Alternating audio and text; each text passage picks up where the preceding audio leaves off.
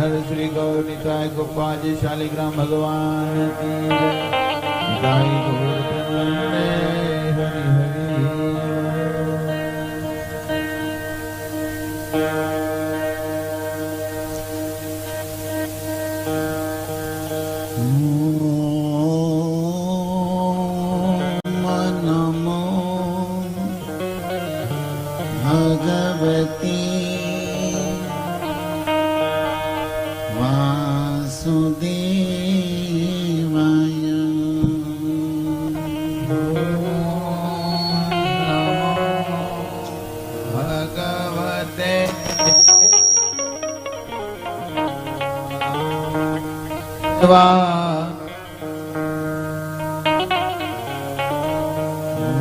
ओम नमो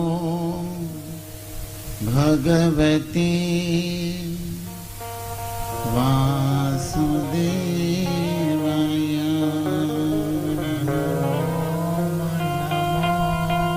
भगवते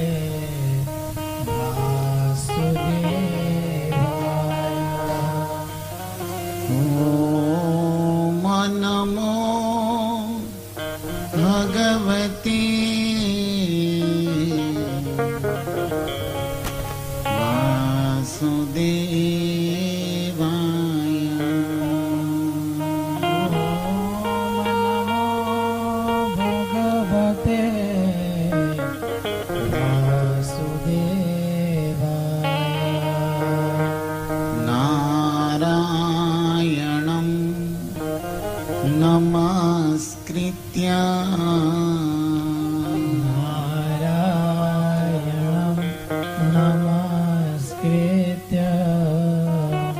नरं चैव नरोत्तमं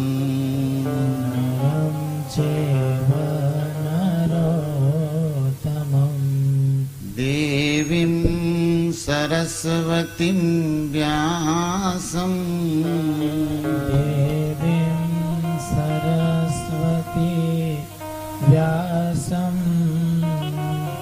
ततो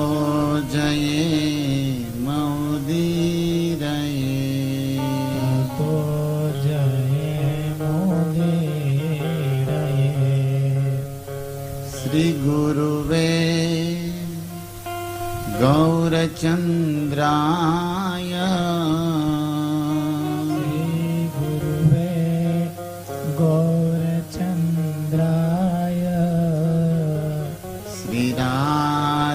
श्रीराधिकाय तदालये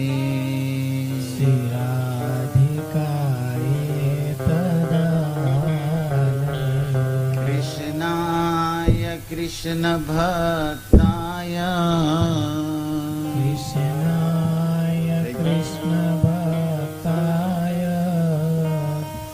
तद्भक्ताय नमो नमः।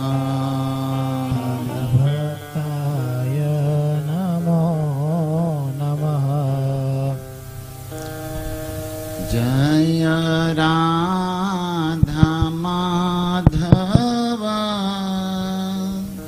कुंज बिहारी।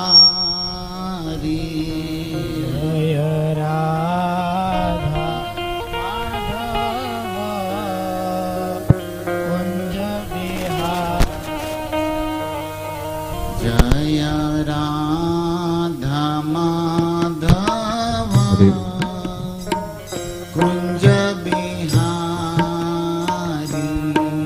जय राधा माधव कुंज बिहारी। जय गोपी जना वल्लभ गिरिवरधारी। जय गोपी जन वल्लभ गिरिवरधारी। जय गोपी जना वल्लभ गिरिवरधारी। जय गोपी जन वल्लभ गिरिवरधारी। यशोदानंदन ब्रज जन रंजन यशोदानंदन ब्रज जन रंजन यशोदानंदन ब्रज जन रंजन यशोदानंदन ब्रज जन रंजन यमुना तीरावन चारी यमुना वनचारी यमुना तीरावन चारी यमुना तीरा वनचारी जय राधा माधव कुंज बिहारी जय राधा माधव कुंज बिहारी जय गोपी जन वल्लभ गिरिवरधारी जय गोपी जन वल्लभ गिरिवरधारी यशोदानंदन ब्रज जन रंजन यशोदानंदन ब्रज जन रंजन यमुना तीरावन चारी यमुना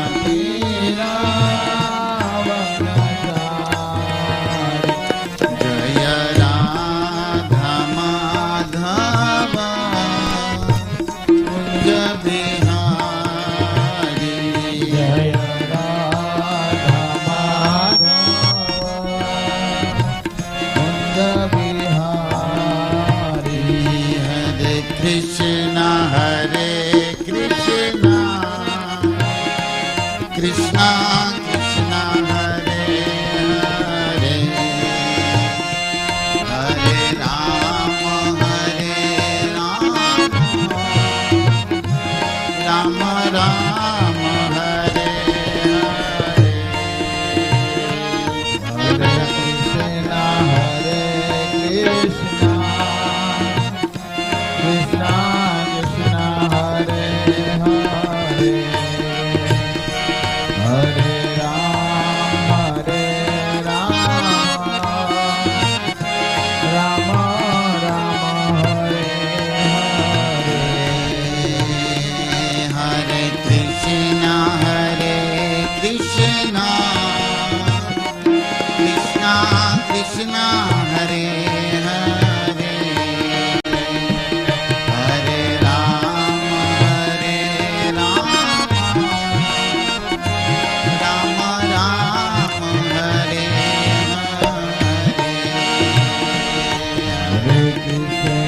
हरे कृष्णा कृष्णा कृष्णा हरे हरे हरे राम राम राम हरे हरे हरे कृष्णा कृष्णा कृष्णा हरे हरे हरे राम राम राम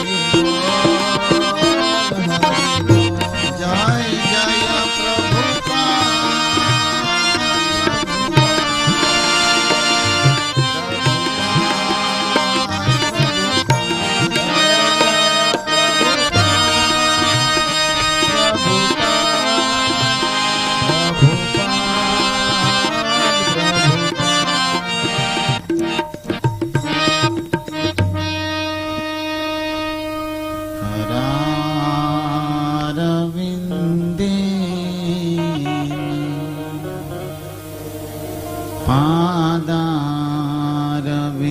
पादारविन्दम्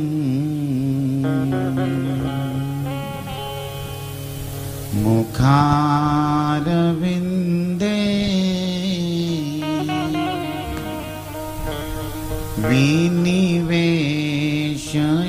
विनिवेशयन्तम् वटस्य पात्रस्य पुटेशयानम्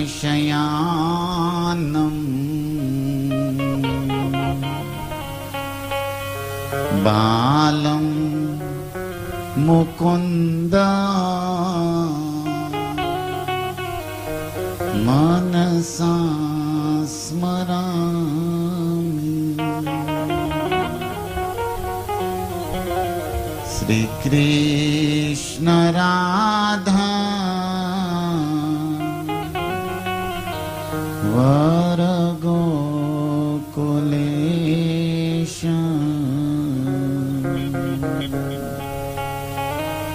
गोपाल गोवर्धननाथ विष्णु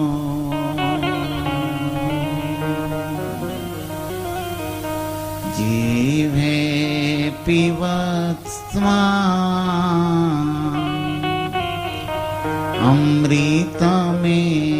अमृतमेतदेव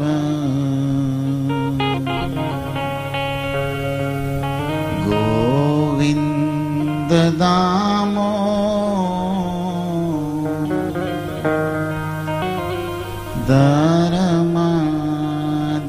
दरमाधवेति। हरे कृष्ण। तो आप सब भगवत कथा प्रेमी, भक्ति रस अनुरागी वाला वैष्णव वैष्णवी श्रोता चरणों में भगवत भाव थी हृदय थी सादर वंदन। आप सब वैष्णवनी कथा प्रत्ये जे प्रीति छे, कथा सांभळवानी जे प्यास छे, एने हूँ प्रणाम करूं छूं। संतो कहे छे कि भागवत कथा में, कृष्ण लीला कथा में जो कोई ने प्रेम थई जाए, प्रीति थई जाए, ई सांभळवानी हृदय में लालसा प्यास जन्मी जाए, तो कहे छे कि एनो छेल्लो जन्म छे, ई निश्चित भगवानना धाम में जशे। बहु मोटू धन छे। अने एवा कृष्ण प्रेमीनी प्यास तरस छिपावा माटे व्यास नंदन सुखदेव जी आ भागवत छे ने ई प्रेमनु परब छे। कृष्ण प्रेमीओ माटेनो उत्सव छे। युगोथी अनंत प्रेमीजनो आ कथा रस समुद्र में अवगाहन करे छे अने पोतानी कृष्ण प्रेमनी प्यास बुझावे छे। कृष्ण प्रेम मनुष्य जीवनનું लक्ष्य छे। चैतन्य महाप्रभुए रामानंद राय ने पूछ्યું, गोदावरी नदीना किनारे જ્યારે મિલન થયું, संपत्ति मध्य कोण बड़ो धनी, सौथी धनवान आ विश्वમાં कोण छे? विशाखा सखीनो अवतार श्री रामानंद राय के छे, जार कृष्ण प्रेम से बड़ो धनी। जेना हृदय में भगवान नी भक्ति नो भाव छे, समर्पण छे, प्रेम छे, या विश्व ब्रह्मांड में सौथी मोटो धनवान छे। अने श्रीमद भागवत शू करशे? आ भागवत नी लीला कथा प्रमाण अमलम प्रेमा पुमर्थो महान। चैतन्य महाप्रभु नो मत छे कि आ परम अर्थ પંચમ પુરુષાર્થ કૃષ્ણ પ્રેમનું ભરણ પોષણ કરશે શ્રોતા વક્તાના હૃદયમાં.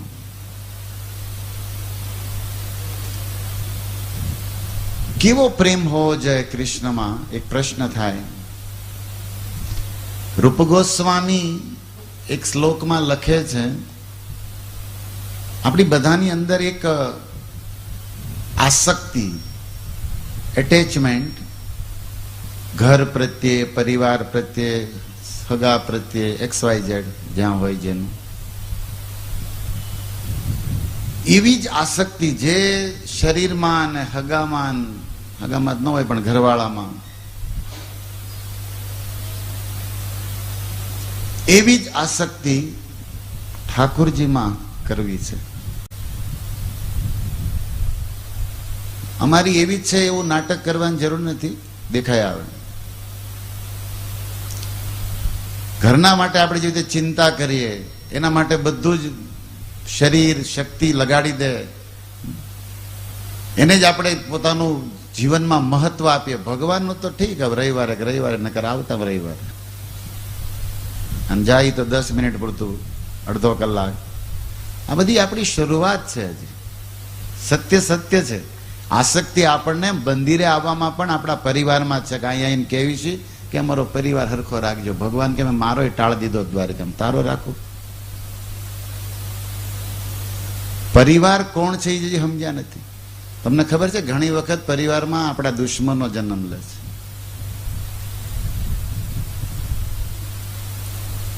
સાચું છે. પૂર્વજન્મના શત્રુ કર્મ પૂરા કરવા આપણા દીકરા બનીને પણ આવી શકે, અને આવ્યા છે ઘણાના દાખલા છે. હવે એમાં હજી પ્રેમ વધારવો છે. કરુણા કઠણાઈ તો એ છે કે અત્યારના વક્તા હોય પાછા અહીં બેઠા બેઠા એ જ નકરું કરે છે, એ જ શીખવાડે છે, એ જ મોહમાયા.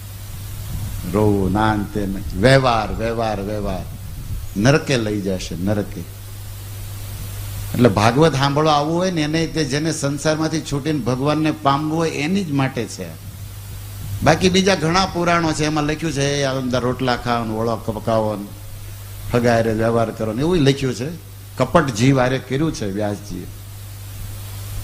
જીવનું એમાં કલ્યાણ નથી, પણ છતાંય, કારણ કે આને આસક્તિ એવી છે, ભગવાન એવું જ પીરશું. સંતો શું કરે? ચિત્રકેતુ સામે જયારે અંગીરા ઋષિ ગયા આકાશમાંથી, બૃહસ્પતિના બાપ, દેવતાઓના ગુરુ બૃહસ્પતિના પિતાશ્રી ઉતર્યા પૃથ્વી ઉપર ચિત્રકેતુ રાજાનો ઉદ્ધાર કરવા, ભક્તિ દેવા, ભગવત ધામ જેવા. પણ જેવા ઘરે ગયા તો એ રોતો હતો, મારો છોકરો જોતો. એ કે લે, દેવા તો ઊંચી વસ્તુ આવ્યા હતા, પણ આને ઈ જોતું હોય તો શું કરે? કૃપણો અજમાયયા, કાલનો શબ્દ હતો. કૃપણ વ્યક્તિ, ભગવાનની માયાથી મોહિત થયેલો, ચર્મ રોગી, ચામડાના જે હાડકા છે કે જે એને જ પોતાના હગા માનીને એની સુખી કરવા માટે જેની બુદ્ધિ ચાલે છે, એવા લોકો માટે આ પ્રેમ ગ્રંથ નથી. પદાર્થને પામવાની ઈચ્છા હોય તો હજી ભાગવતને કહેવાનો કે સાંભળવાનો એ અધિકારી નથી. અહીંયા તો કેવલ કૃષ્ણ પ્રેમ. योग कहां राखे यहां रोम रोम श्याम. गोपी कहे छे दैया तजू भैया तजू बाप और मैया तजू सैया तजू कन्हैया ना तजी हूं. उद्धवजी બધું છોડી શકું પણ કનૈયા નહીં છૂટતા. બાપ ભૈયા મૈયા સૈયા સબ. અને આપણે બોલીએ તમે એવો માતા પિતા, કેવા ખાતર. અને ગોપીનું રિયાલિટી હતું, વાસ્તવિકતા હતી. તો રૂપ ગોસ્વામી કહે છે કે કેવો પ્રેમ પરિવારમાં. જો કોઈ શીખવાડ્યું છોકરાને બહુ પ્રેમ કરવાનો, હાચવવાના, એવું કોઈ શીખવાડ્યું નહીં. એના કોઈ ક્લાસીસ નથી, નેચરલ હૃદયમાં પડ્યું જ છે. કોઈને કેવું સંસારમાં મોહ માયામાં આસક્તિ લગાડવાનું કોઈને શીખવાડવું નથી પડતું. એ છોડાવા હાટો તેને સંતો મથે છે, પણ એ સંતોથી થાય નહીં, કારણ કે એનામાં હોય છે. શું કરે? કોઈ चाहिए સુખદેવ કી પરંપરા વાલા પ્રેમી, જે જન્મ લેતાની સાથે બાપા વ્યાસ જેવા વાહે રખડે છે, હામુય જોવાલ નથી.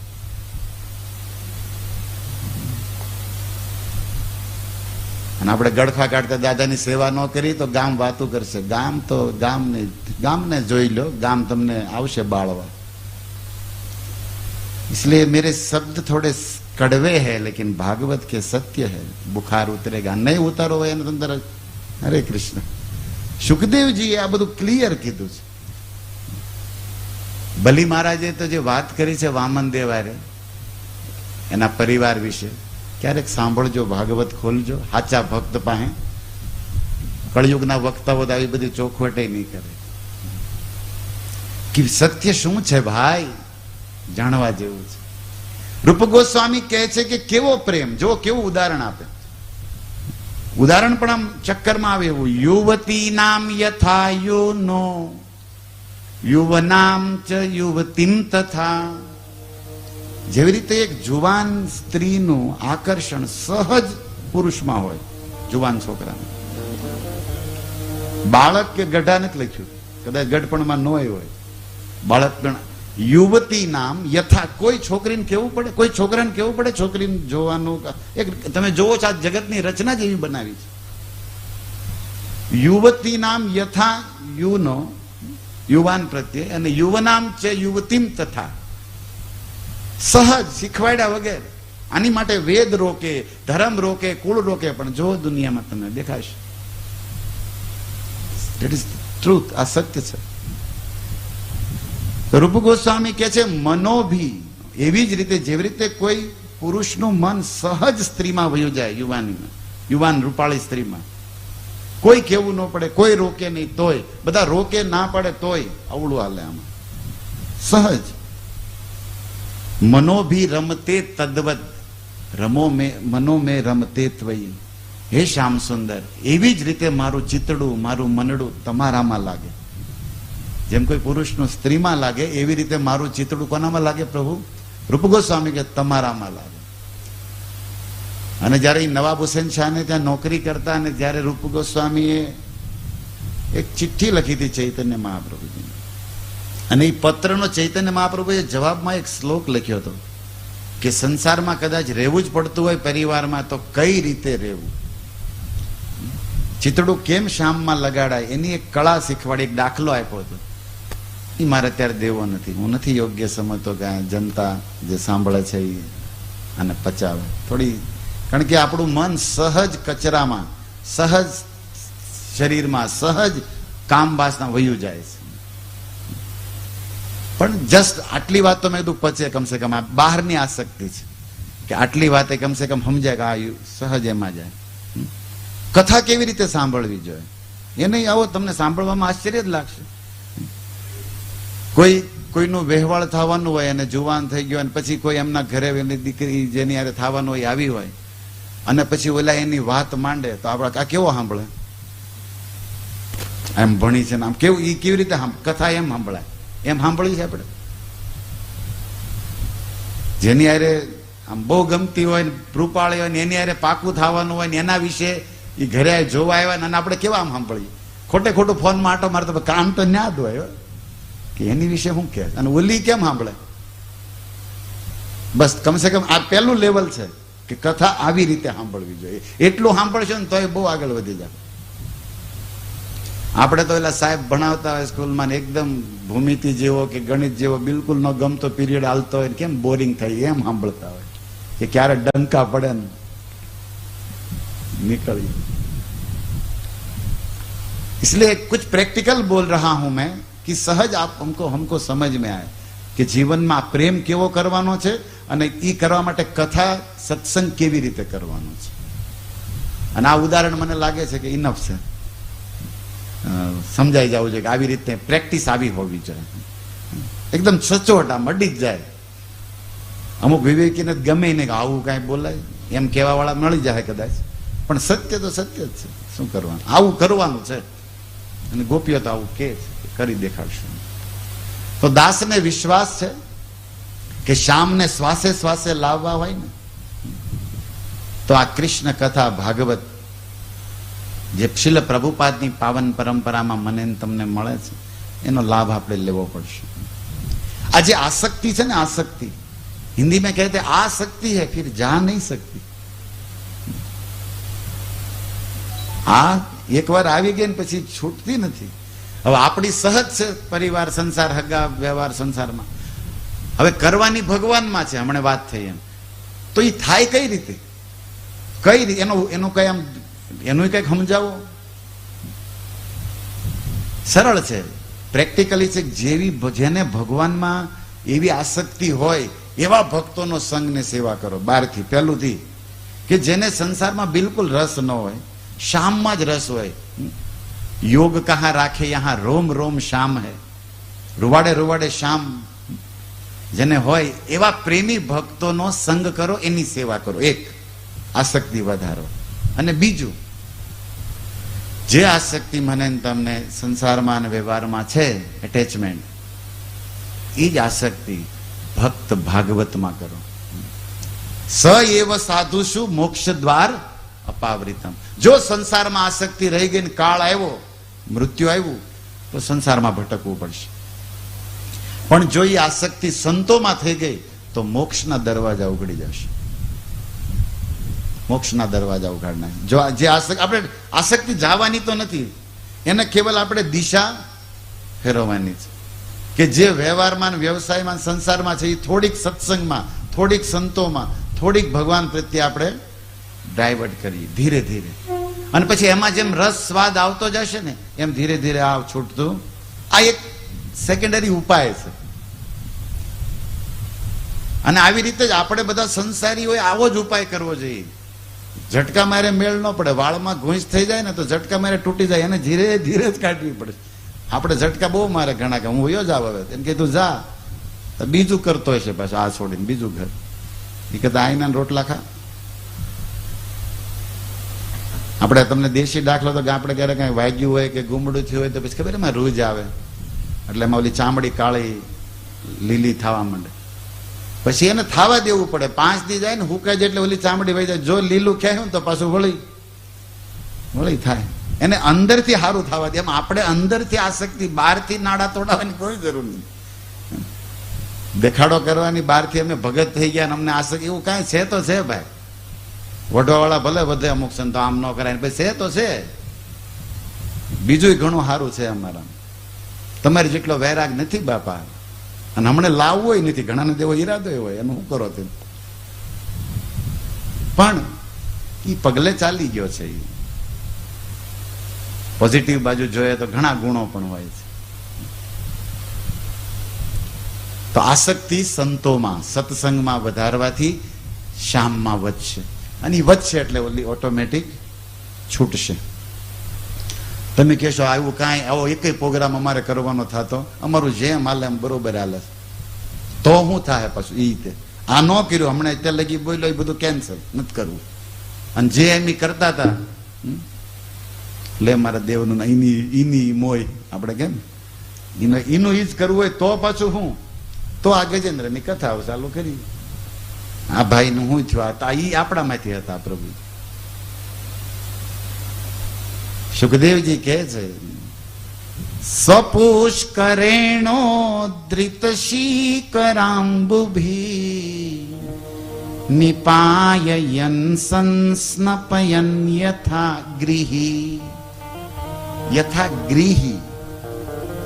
જુઓ, ગ્રહસ્થ માણસ, પરણેલો માણસ, પત્ની પુત્રો પરિવાર સાથે રહેતો માણસ જેવી રીતે એમની ચિંતા કરે, એમના માટે પાપ કરે, એમની માટે પરિશ્રમ કરે, એને સંભાળવા, હાચવવા, એ જ જીવનનું સુખ માને, એને મજા આવે. પરિવારને, છોકરાને સુખી કરવામાં, પોતાને દુખી થવામાં મજા આવે. આવી જેની ચિત્તવૃત્તિ, મનોવૃત્તિ છે ગજેન્દ્રની, એને ગૃહી ઉદાહરણ આપ્યું છે. જેવી રીતે ગજેન્દ્ર એમના છોકરાઓને પાણી પીવડાવતો હતો, પોતે પી લીધું છે પાણી, પોતે નાઈ લીધું છે, એનો થાક વયો ગયો, એ સુખી છે સરોવરમાં.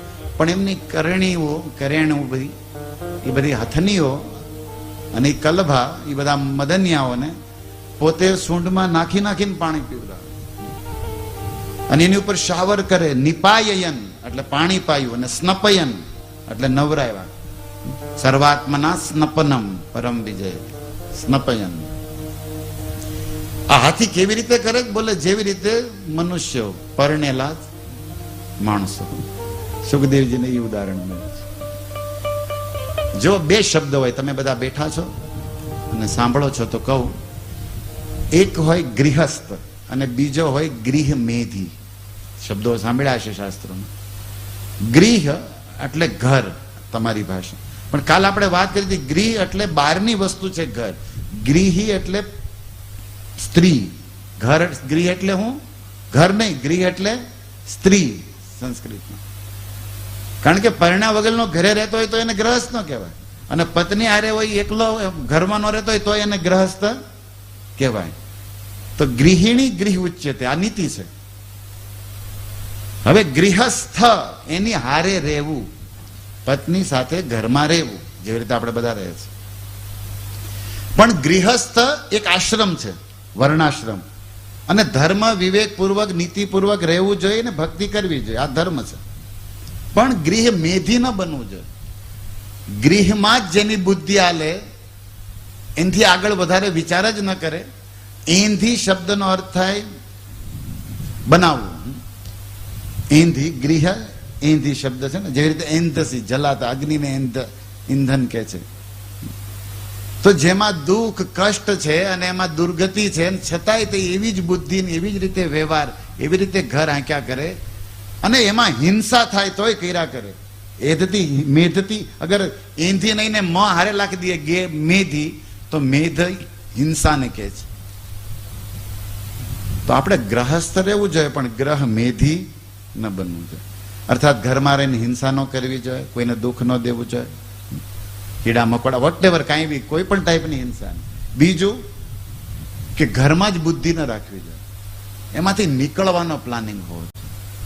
અને તમને મને ખબર નથી, માથે છે ને આપણું ભવિષ્ય બહુ ભયાનક છે. જેવા મર્યા ને, મરવાના તો છે યાદ નહીં તો કાલ, એટલે સીધા જ તે ખબર નહીં કઈ યોનિમાં જશું.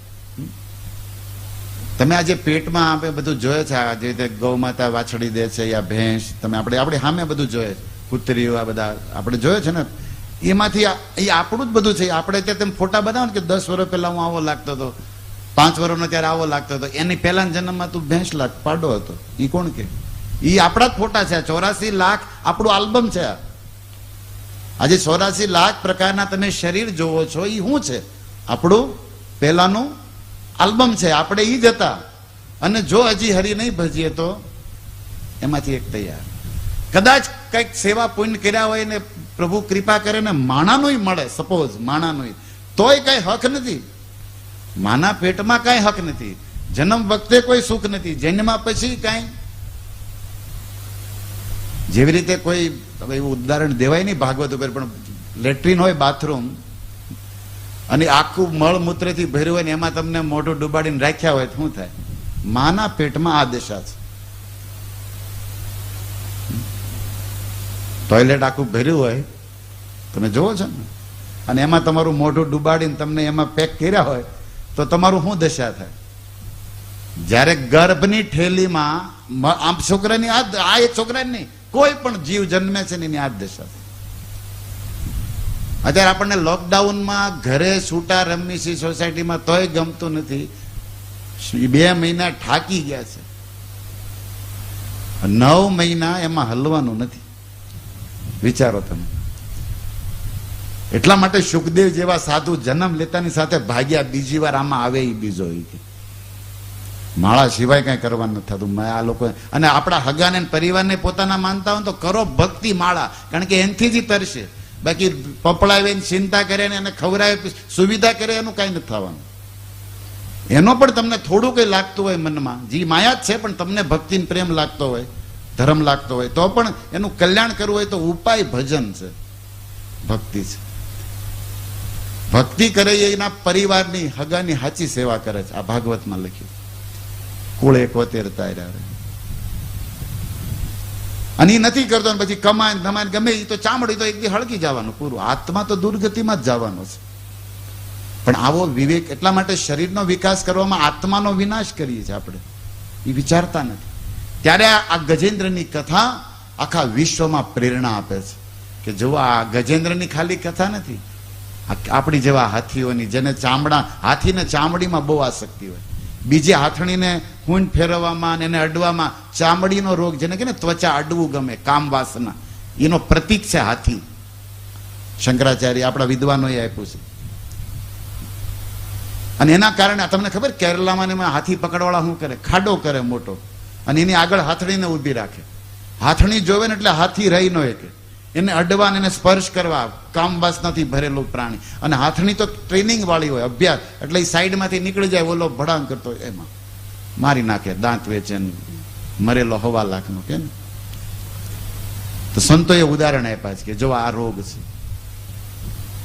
માનસિક રોગ, અને પછી શારીરિક લેવલમાં આત્માને બંધનમાં નાખે છે. આની દશા ઈ જ છે વાસ્તવમાં. આપણને આંખ ખોલવા માટે, અજ્ઞાનિતિ નિરંધસ્ય. એટલા માટે ભક્તો ખાલી સાંભળો નહીં, સંકલ્પ કરો કે હવે હું ભજન કરીશ 16 માળા, હવે હું નિયમ પાલન કરી, મારું જીવન જાય છે એક એક ક્ષણ, અને પ્રત્યેક દિન પ્રભુ મને ગિફ્ટ આપે, મારા શ્વાસ ચાલે મારો, તો હું એની માટે કંઈક કરું. એની માટે જ નહીં, ભજન તો પેલા આપણા કલ્યાણ માટે કરવાનું. અને આવો જેની બુદ્ધિ હોય ને એનો જ સંગ કરો. આવી જેની મતિ નથી, વ્યવહાર વ્યવસાયમાં છે એનાથી આઘાર્યો, કારણ કે એ પોતે નથી તરવા માંગતા સંસારમાંથી, અને આપણને નહીં તરવા દે. એને મિત્ર માનવાની ભૂલ ન કરો. હગો કે મિત્ર સાચો ઈ છે જે આપણને ભગવાન તરફ લઈ જાય. અગર એનાથી આઘો લઈ જાય છે તો XYZ કોઈ બી હોય. ગોસ્વામીએ મીરાબાઈને પત્રમાં લખ્યું, જાકે પ્રિયન રામ વૈ દેહી તજીએ તાહી કોટી વેરી સમ, યદ્યપિ પરમ સ્નેહી. ગમે એવો હગો, ગમે એવો, પણ જો એને રામ ને કૃષ્ણ સીતા પ્રેમ નથી તો એને ત્યાગો, અગર સુખી થવું હોય. તજમન હરિ વિમુખન કો સંગ. ચૈતન્ય મહાપ્રભુ પણ કહે છે સંગ ત્યાગ. અસત્સંગ ત્યાગ એ વૈષ્ણવાચાર. આ બધું આપણે સિરિયસ નથી લેતા, અને એટલા માટે જ આપણી ભક્તિની નાવ ડામા ડોલ છે, આમના મીની હલેસા મારે જ ખાલી. એટલા માટે અહીંયા શ્રીમદ ભાગવતના શબ્દોનું જ્યારે મંથન થઈ રહ્યું છે ત્યારે એમાંથી સાર કાઢવાનો છે, સંદેશ, અમૃત જેવો ઉપદેશ, કે હું હવે જીવન નહીં બગાડું. હવે આ ભગવાને આપેલું આ ગિફ્ટ શરીરનું, એને હું સત્કર્મમાં, ધર્મ કર્મમાં લગાડીશ. આવો સંકલ્પ હોવો જોઈએ. નહીં તો હા, ગજેન્દ્રની કથા તો થયા જ કરશે, ઘડીક દાંત કાઢ્યા, મજા કરીને હારી કથા પરસા કરીને ભૂઈ ગયા, વળી ના આવ્યું. કલ્યાણ તો કરશે જ ભાગવત કાંઈક ને કાંઈક, પણ સંકલ્પ, તમારો દ્રઢ નિર્ણય તમને જીવનમાં સક્સેસ, સફળતા તરફ લઈ જશે. નવરાવતો તો આ ભાઈ લાગ્યો તો સેવામાં, શું કરે બીજું. જો ગજેન્દ્ર ચાલતો ચાલતો આવે, ધૂમ મચાવતો હતો. આમ થોડીક રસિક વાતે છે આમાં, આનંદ એવી. ભગવાન શ્રી કૃષ્ણ જયારે વૃંદાવનમાં એમના સખાઓ સાથે ચાલતા ને, વાંસળી વગાડતા, ત્યારે પણ એવું લખ્યું છે ભજનોમાં કે જેવી રીતે મતવાલો જંગલનો રાજા હાથી હાયલો જતો હોય ને, એમ ભગવાન હાયલા જતા. ક્યા ચાલ શાન અલબેલી હૈ, ગજ લાજ રહે રસતે રસતે, શ્યામ સુંદર બનવારી ને દિલ છીન લિયા હસતે હસતે. કોઈ પણ ગોપી હામું જરાક મલકાઈને જોવે એટલે એનું દિલ ચોરી લેતા, હસવા માત્રથી. અને એ રસ્તા ઉપર જયારે ભગવાન હાલા જતા હોય ગોકુળની કુંજ ગલીઓમાં, વનરાવનની વાટે, ત્યારે કે છે કે જેવી રીતે મદનિયું મસ્તીમાં હાલ્યું જતું હોય રાજ, કોઈની બીક નથી. જંગલની હાથીની વાત થાય છે. આવડા પાળેલા ઘોડે ને, એ પાળેલા હાથી તમે કેળા આપો આમ કરીને આમ હાથ ઊંચો કરે, બિચારા મરીલ ગયેલા, માથે ઓલો બેઠો હોય. ઈ આ ગજરાજની ચાલ છે. અને ભગવાન રામ જયારે ધનુષ તોડવા ગયા ને, રામાયણ તમે અનુભવ વાંચી, સાંભળી, બહુ સાંભળ્યું છે. આ બધી લીલાઓથી આપણે પ્રભુનું સ્મરણ કરીએ છીએ, એમાંથી કઈક શિક્ષા, ઉપદેશ, અમૃત લે છે. જયારે ઈ ઉભા થયા રામ, ગોસ્વામી એને લખ્યું છે ચાલ ને, રામની ચાલ જનકપુરીમાં. સહજ ચલે સકલ જગ સ્વામી, મત મંજુબર કુંજર ગામી. કોઈની બે ભરી સભામાં ભગવાન રામ મત મંજુબર કુંજર ગામી, હાથીને કુંજર કે, મતવાલો હાથી જેમ હાલો જતો હોય એમ ભગવાન રામ એ રાજાઓની વચ્ચેથી ધનુષ પાસે સહજ ચલે સકલ જગ સ્વામી. આખા વિશ્વના સર્જનહાર ભગવાન રામ સીતાને પાણી ગ્રહણ કરવા એ શિવ ધનુષ તરફ પગલા માંડે છે. તો આવી રીતે જ હાથી કઈ બી ભગવાનનું સ્મરણ લીલા થઈ શકે, પણ લીલાની સાથે અહીંયા થોડો ઉપદેશ ચાલી રહ્યો છે. પ્રહલાદ મહારાજ કહે છે કે આ આસક્તિ સંસારમાંથી તોડવી હોય, વ્યવહારમાંથી, હગામાંથી, તો એક જ કામ કરવું જોઈએ, ગ્રહસ્થોએ ખાસ કરીને, કે સત્સંગમાં જવું. જેવી રીતે રાજસૂર્ય સભામાં ધર્મરાજ યુધિષ્ઠિર પૂછે છે કે હે નારદજી, અમારી જેવા ઘર સંસારમાં પડેલા માણસો કઈ રીતે પ્રભુના ચરણોને પામે? ત્યારે નારદજીએ કીધું, ગૃહેશુ અવસ્થિતો રાજન, ક્રિયા કરવાનું ઉચિત. તમે ઘરમાં રહ્યો, વ્યવહાર વ્યવસાય કરો, પણ ભગવાનના પ્રેમી ભક્તો હોય એમનો સંગ કરો, એમની સેવા કરો, એમનો સત્સંગ સાંભળતા રહ્યો, એટલે તમને આ બહુ નડશે નહીં, તમારું બુદ્ધિ ફ્રેશ રહેશે. ઉપાસિત મહામુનિ, સંતોના ચરણોમાં જાતા રહ્યો, નહીં તો દશા ગજેન્દ્ર જેવી આસક્તિ રહે. ભગવાનની કથામાં મન લાગશે તો કર્મ બંધન, ઘરમાં રહ્યા છતાં પણ તમે ફસાશો નહીં. તમે ઘરને પણ મંદિર અથવા ઘરને પણ ગોકુળ બનાવવાની કળા, વિવેક, સત્સંગથી, સંતોથી આપણને મને તમને સહજ આવશે.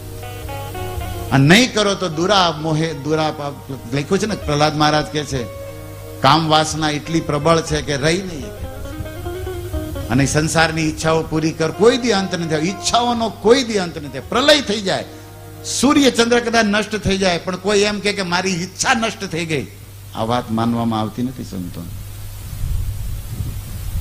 સૂરજ ચાંદે નષ્ટ થવાના મારી તમારી સાંભળીમાં તો, પણ કદાચ ઈ થઈ જાય, પણ કોઈ એમ કે મારી હવે આજ નથી, કાલ પાછો કહેશે હવે મને આ ઈચ્છા છે. ઈચ્છાઓનો અંત જ નથી. અને ઈચ્છા છે તો પછી દુઃખ છે, પછી ક્રિયા છે, પછી એનું બંધન છે. અને જેમ આપણે લગ્નને આગળ ગ્રસ્ત એમ ઈચ્છા વધે, પછી આપણી ઈચ્છા હોય, પછી આપણાની ઈચ્છા એ આપણી ઈચ્છા, પછી એના હગા કર્યા વેવા એની ઈચ્છા આપણી ઈચ્છા, કેટલું વધતું જાય. એટલે બુદ્ધિમાન વ્યક્તિ ધંધે ચડાય જ. પણ એવો તો વિવેક છે ને, ભોગ વાસના પડી છે, કર્મ બંધન પીડ્યું એટલે ન્યા જ જાય. એટલે ભગવાનને પ્રાર્થના કરવામાં આવે છે. એટલે પ્રહલાદ મહારાજ કહે છે, હે અસુર બાળકો, અત્યારે જુવાની છે, ભણો છો, ભજન કરી લ્યો, પછી લગ્ન થાય ને ભજન નહીં થાય, પછી સ્ત્રીના શબ્દો સાંભળવામાં, એનાથી પછી તમે નાના નાના છોકરા થાય ને એને રમાડવામાં, અને એ મીઠું મીઠું પપ્પા એમ કેતા પપ્પો તમારે દોઢો થઈ જાય, ખંભે બેહારીને ફરશે. પછી હું નો રાખું તો કોણ રાખે? તું આખી દુનિયા તું જ હલાવે. બુદ્ધિમાન માણસે આ કચરામાં પડવું જ ન જોઈએ. પ્રહલાદ ની વાત છે, કોક સમજ્યા વેણુ ગાયક જેવા, આપણે તો શું કરીએ, ધંધામાં જાય, આ કર્યા જેવો નથી.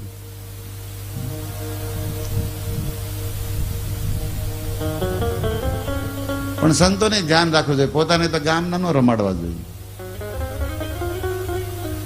ભજન કરવું જોઈએ. ભજન માટે આવ્યા છે ને.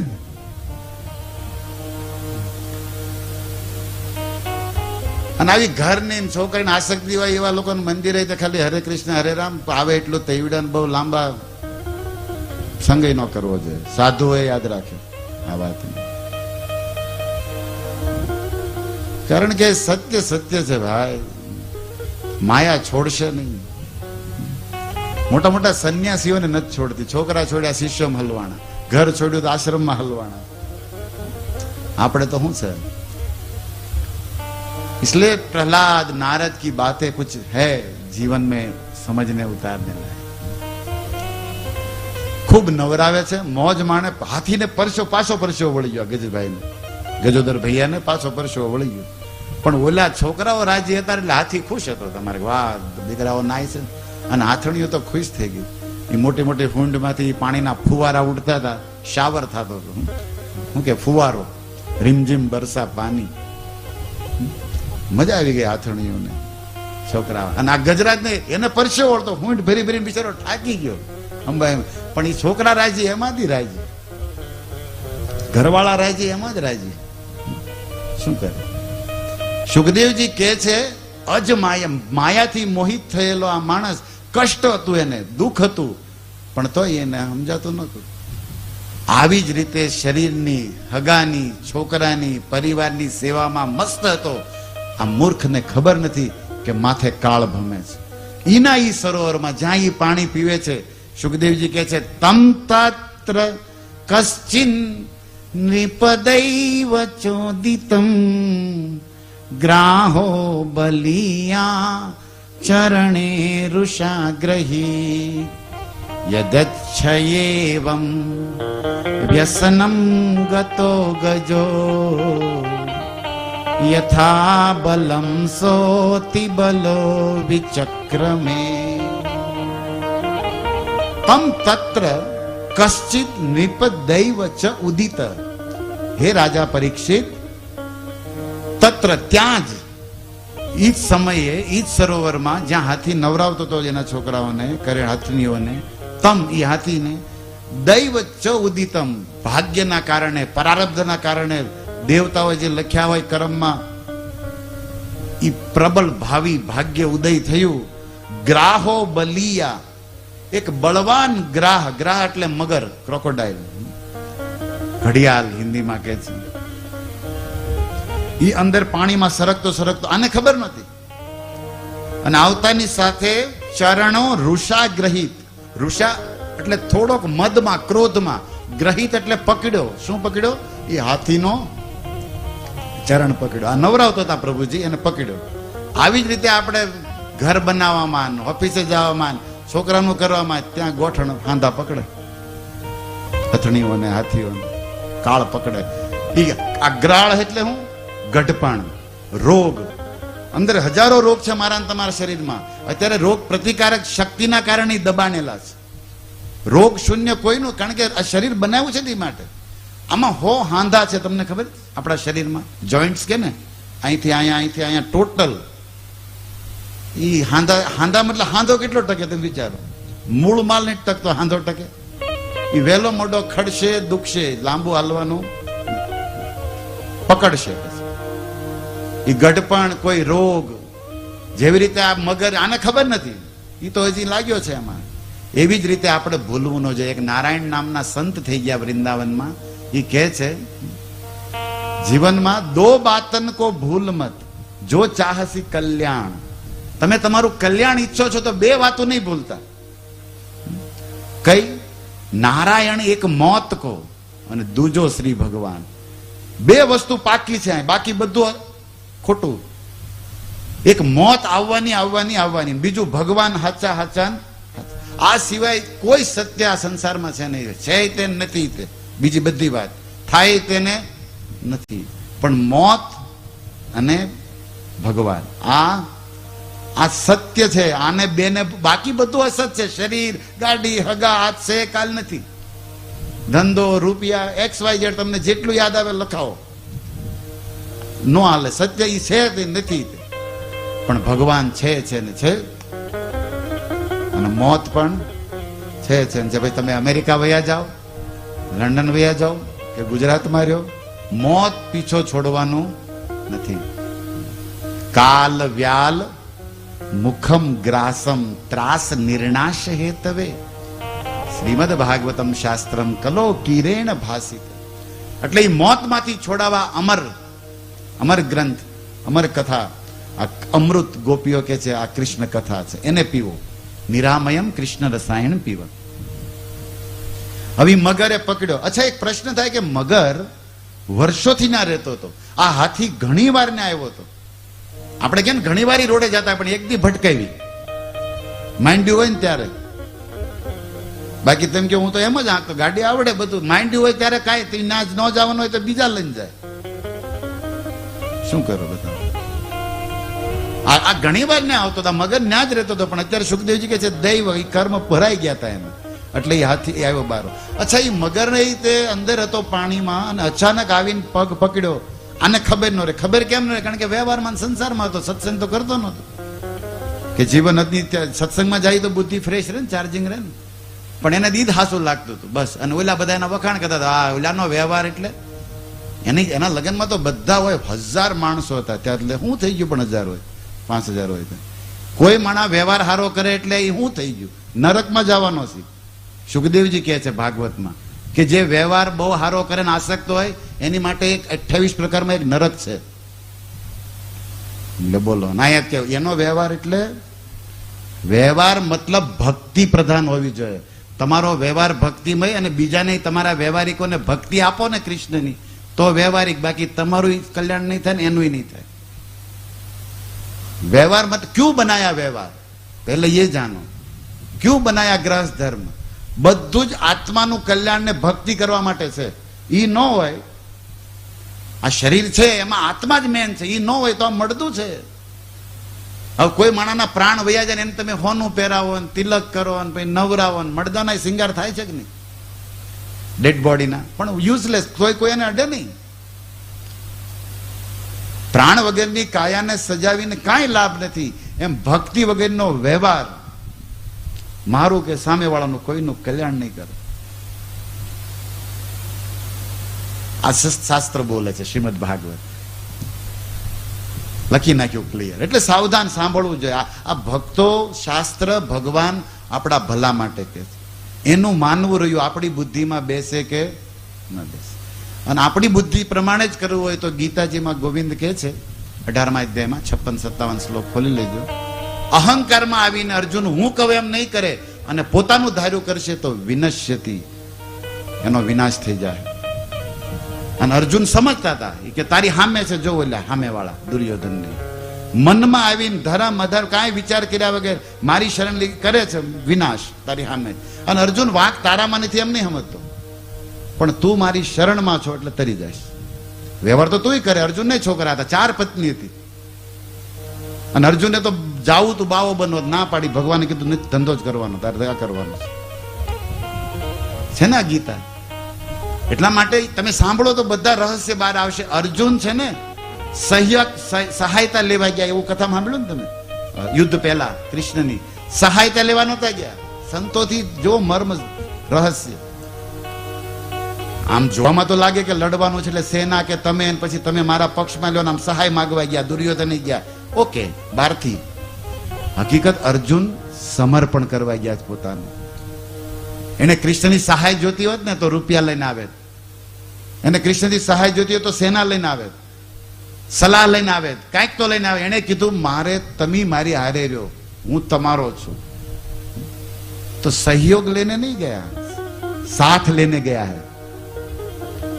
अर्जुन सहयोग मांगने नहीं गया, सहायता के लिए नहीं. आप मेरे साथ रहिए, मुझे और कुछ नहीं चाहिए. कारण કે એને ખબર હતી તમે હારે હશો મારે કઈ બાકી રહેવાનું નથી. બસ આટલી વાત આપણને સમજાઈ જાય ને તો અર્જુન થઈ જાય એમ છે. કૃષ્ણ કો સમર્પણ કરીને ગયા હતા અર્જુન કે હું તમારો છું, તમે મારા, તમે મારી હારે રહો. બસ ભગવાન કે હું નહીં લડું, કે મારે ક્યાં લડાવા તમે, તમે કહો તો હું ન લડું. તમે તાર લડવાની વાત જ છોડો ને, તમે હારે રહેવા જો, જેવા છો એવા મારી હારે ભાઈ. બસ જીતી ગયા અર્જુન. ત્યારે જ મહાભારત જીતી ગયા હતા. કૃષ્ણ હારે મતલબ જયસ્તુ પાંડુ પુત્રાણામ યેષા પક્ષે જનાર્દન, પ્રભુપાદે લખ્યું છે.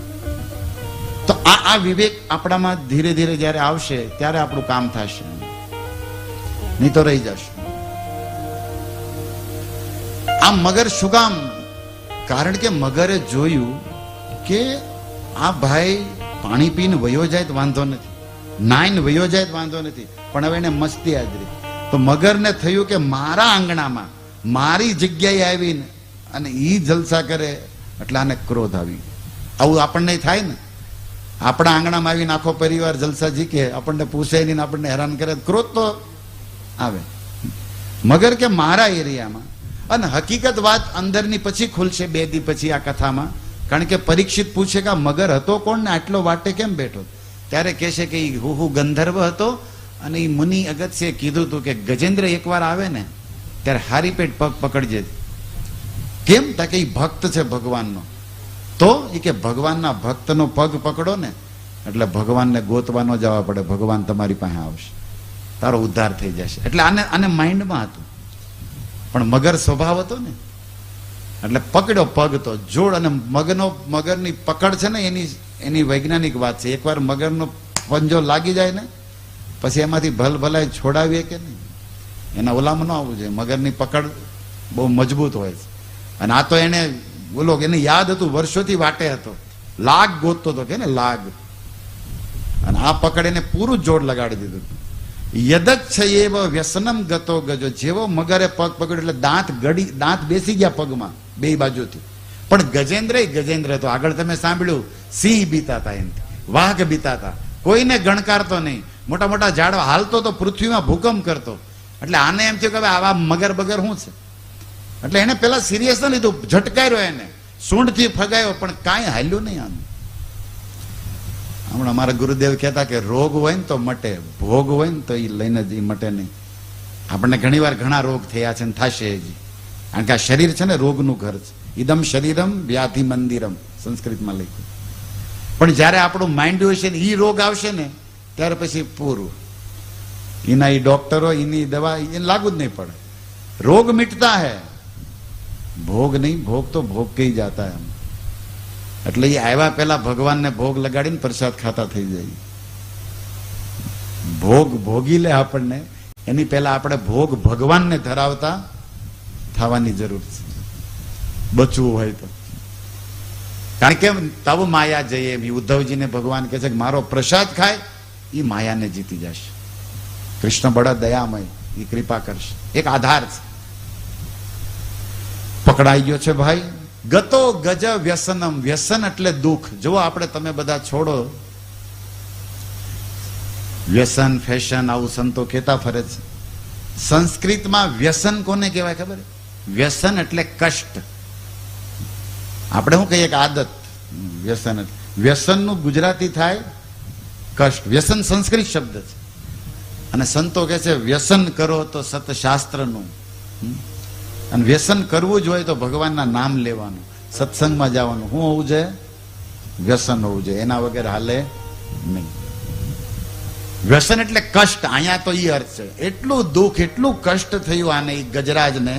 યતા બલમ, એની પાસે જેટલું બળ હતું હાથીનું, અતિ બલો એને લગાડી દીધું, પણ વિચક્રમે, પણ એ ભાઈ છૂટી ક્યાં? ગજેન્દ્ર થાકી ગયો. જેટલું હતું એટલું બધું જ બળ વાપરી દીધું, પણ મેળ ના પડ્યો. ત્યારે ઓલા જે એની જે હાથણીઓ અને એ જે મદનિયા હતા એ બધા નાતા હતા, એને થોડું લે બાપાને કઈક થયું. એને વળગે ને બાપાને બોલાવો ડોક્ટર, એમ બાપાઓને સમજવું જોઈએ કે એ થાય એ પેલા હું મંદિરની કઈક સેવા કરું. પછી છોકરા જ વાતો કરે છે બાપાને લઈ જાઓ, પણ બાપા છોકરા કરી હું એ કે જોવા ઇતિહાસ. યથા તથા તુરમ યુથપથી કરેણવો વિક્રિષ્યમાણમ તરસા બલીયસા વિચક્રુષુ દીન ધિયો પરે ગજા પાર્ષ્ણી ગ્રહાસ્તારયિતુમ ન નાશકન. સુખદેવજી કહે છે તથા આતુરમ યુથપતિ. ઈ યુથપતિ એટલે યુથ એટલે ગ્રુપનો રાજા, એ લીડર. ગજ ઇન્દ્ર, ઇન્દ્ર એટલે સ્વામી થાય, અને ગજ એટલે હાથી, હાથીઓનો સ્વામી. આપણે સ્વર્ગના આધિપત્ય પોસ્ટ ને ઇન્દ્ર કહે છે. ઇન્દ્ર પોસ્ટ છે, ઇન્દ્ર નામ નથી. ઇન્દ્ર પોસ્ટ ઉપર જે વ્યક્તિ બેઠા એનું નામ પુરંદર છે. જેવી રીતે પ્રધાનમંત્રી પીએમ પોસ્ટ છે, એની ઉપર અત્યારે મોદી સાહેબ છે. એમ ઇન્દ્ર પોસ્ટ છે, ટાઇટલ છે, એનું નામ કોઈ વ્યક્તિ હોય જે વિશેષ હોય, પુરંદર. ઇન્દ્ર અત્યારે જે છે એનું નામ પુરંદર છે. તમે જોયા છે અત્યારના ઇન્દ્રના ફોટા? ભાગવત ખોલો પ્રભુપાદનું, એને 1000 આંખ છે. કેટલી? એટલે ઇન્દ્રનું એક નામ છે સહસ્ત્રાક્ષ. તમે કહેશો ક્યાં છે એ આંખ્યું? અહીંયા તો 2 જ હોય, મોઢા ઉપર 2 જ છે આટલામાં, પછી અહીંથી ચાલુ થાય ડોકે 3, 4, હાથે આખા શરીરે આંખ છે, પગની પાની સુધી. કેવો લાગે એ માણા? Just amazing. એક આમ કલ્પના કરો કે તમારી સામે એવો માણા ઉભો છે જેને 1000 આંખ્યું છે. બી જાવ કે નહીં? પેલા દી કયો. પ્રભુપાદે ફોટો દોર્યો છે, મેં એકવાર ખોલ્યો તો મેં બંધ કરી દીધું. પેલા તો મારાથી ખુલ્યો જ નહીં. હું મારી વાત કરું.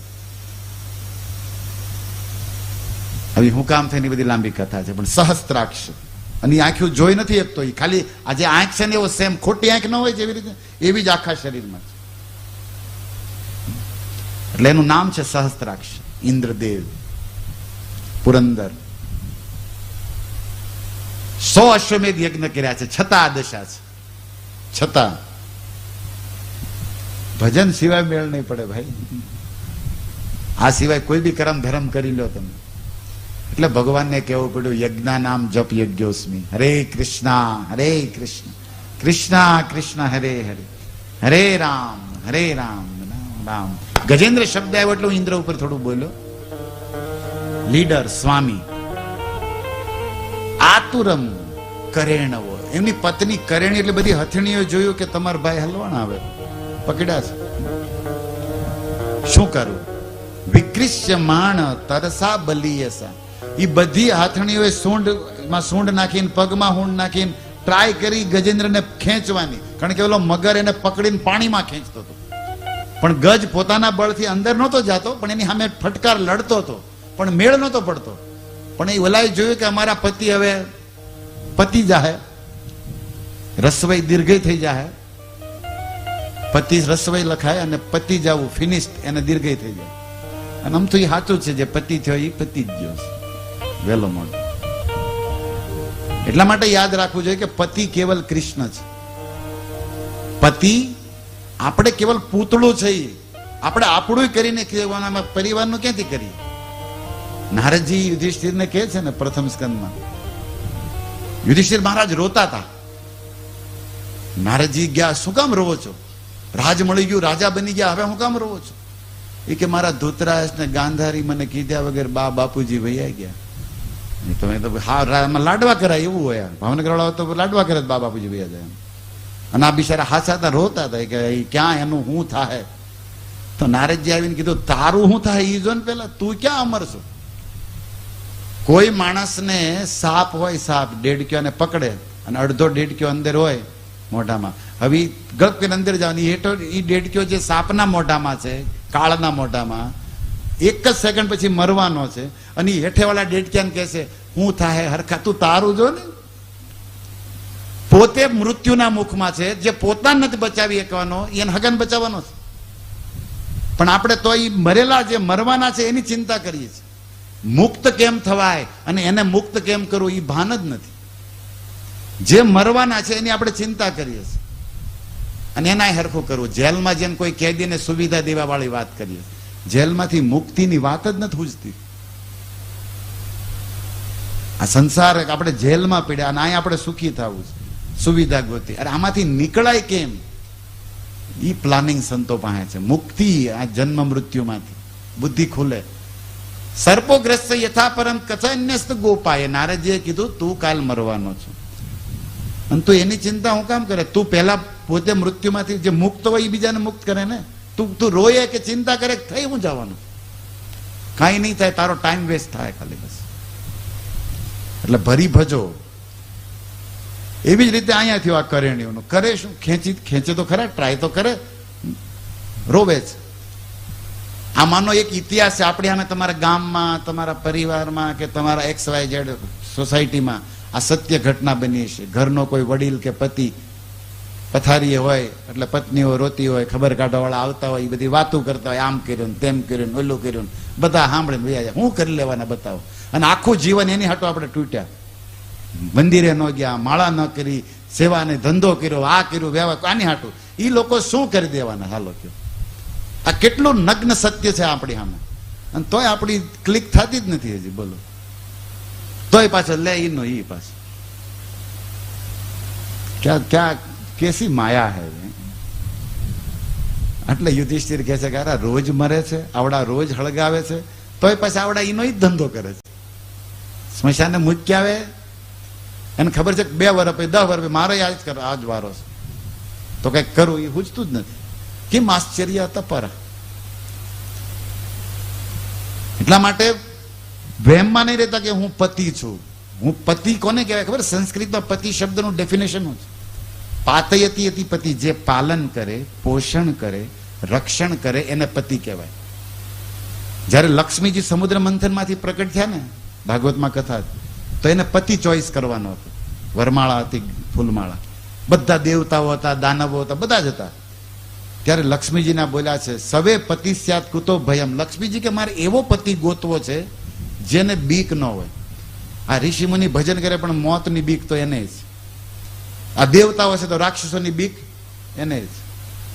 જે નિર્ભય અભય, કારણ કે પોતે અભય હશે, પોતે મૃત્યુને તો મને અભય આપશે, પોતે જ બીકતો હશે, પોતે જ રોગી હશે, પોતે જ ચિંતો, મને શું કરી દેવા.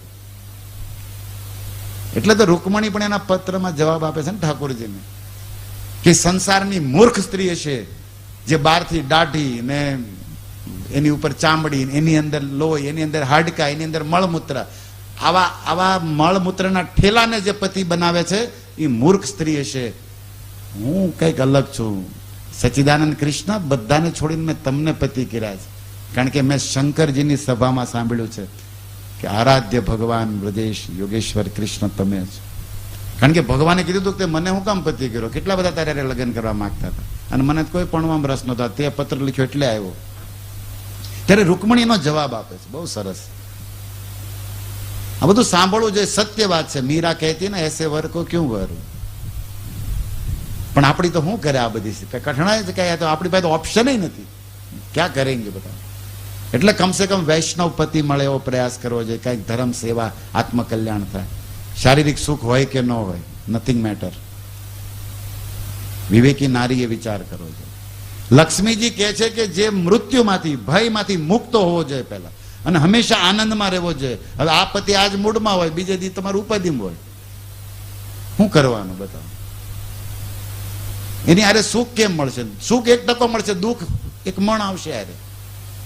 પણ ક્યાં કરે લક્ષ્મીજી કે નહીં, રિજેક્ટ, બધાને રિજેક્ટ કર્યા. ત્યારે ત્યાં લખ્યું છે પતિ શબ્દની વ્યાખ્યા. લક્ષ્મીજીએ જોયું કે મારું પાલન કરે, પોષણ કરે, મને આનંદ આપે સદા અને નિત્ય, એ અટકે જ નહીં ક્યારે સુખ આનંદ. અને બીજી બાજુ દુઃખ, મૃત્યુ, બીક એ હોવું જ ન જોઈએ. અને એવો પુરુષ કોણ છે? અને ત્યારે 84 બધે નજર નાખી ચારે દિશામાં, એક જ પુરુષ એવો છે, અને છે કમલ નયન ભગવાન શ્રી કૃષ્ણ વિષ્ણુ. એટલે એ પતિ છે. શ્રીયપતિ, યજ્ઞપતિ, પ્રજાપતિ, ધિયાપતિ, લોકપતિ, ધરાપતિ, પતિ ગતિશ્ચાંધક વૃષ્ણિ સાત્વતામ પ્રસિદ્ધતામે ભગવાન સતામ પતિ. પૃથ્વીના ઈ પતિ છે, યજ્ઞના પણ ઈ જ પતિ છે, લક્ષ્મીના ઈ જ પતિ છે, સંતો બધાના, યાદવોના યાદવ પતિ, કૃષ્ણ જ પતિ છે.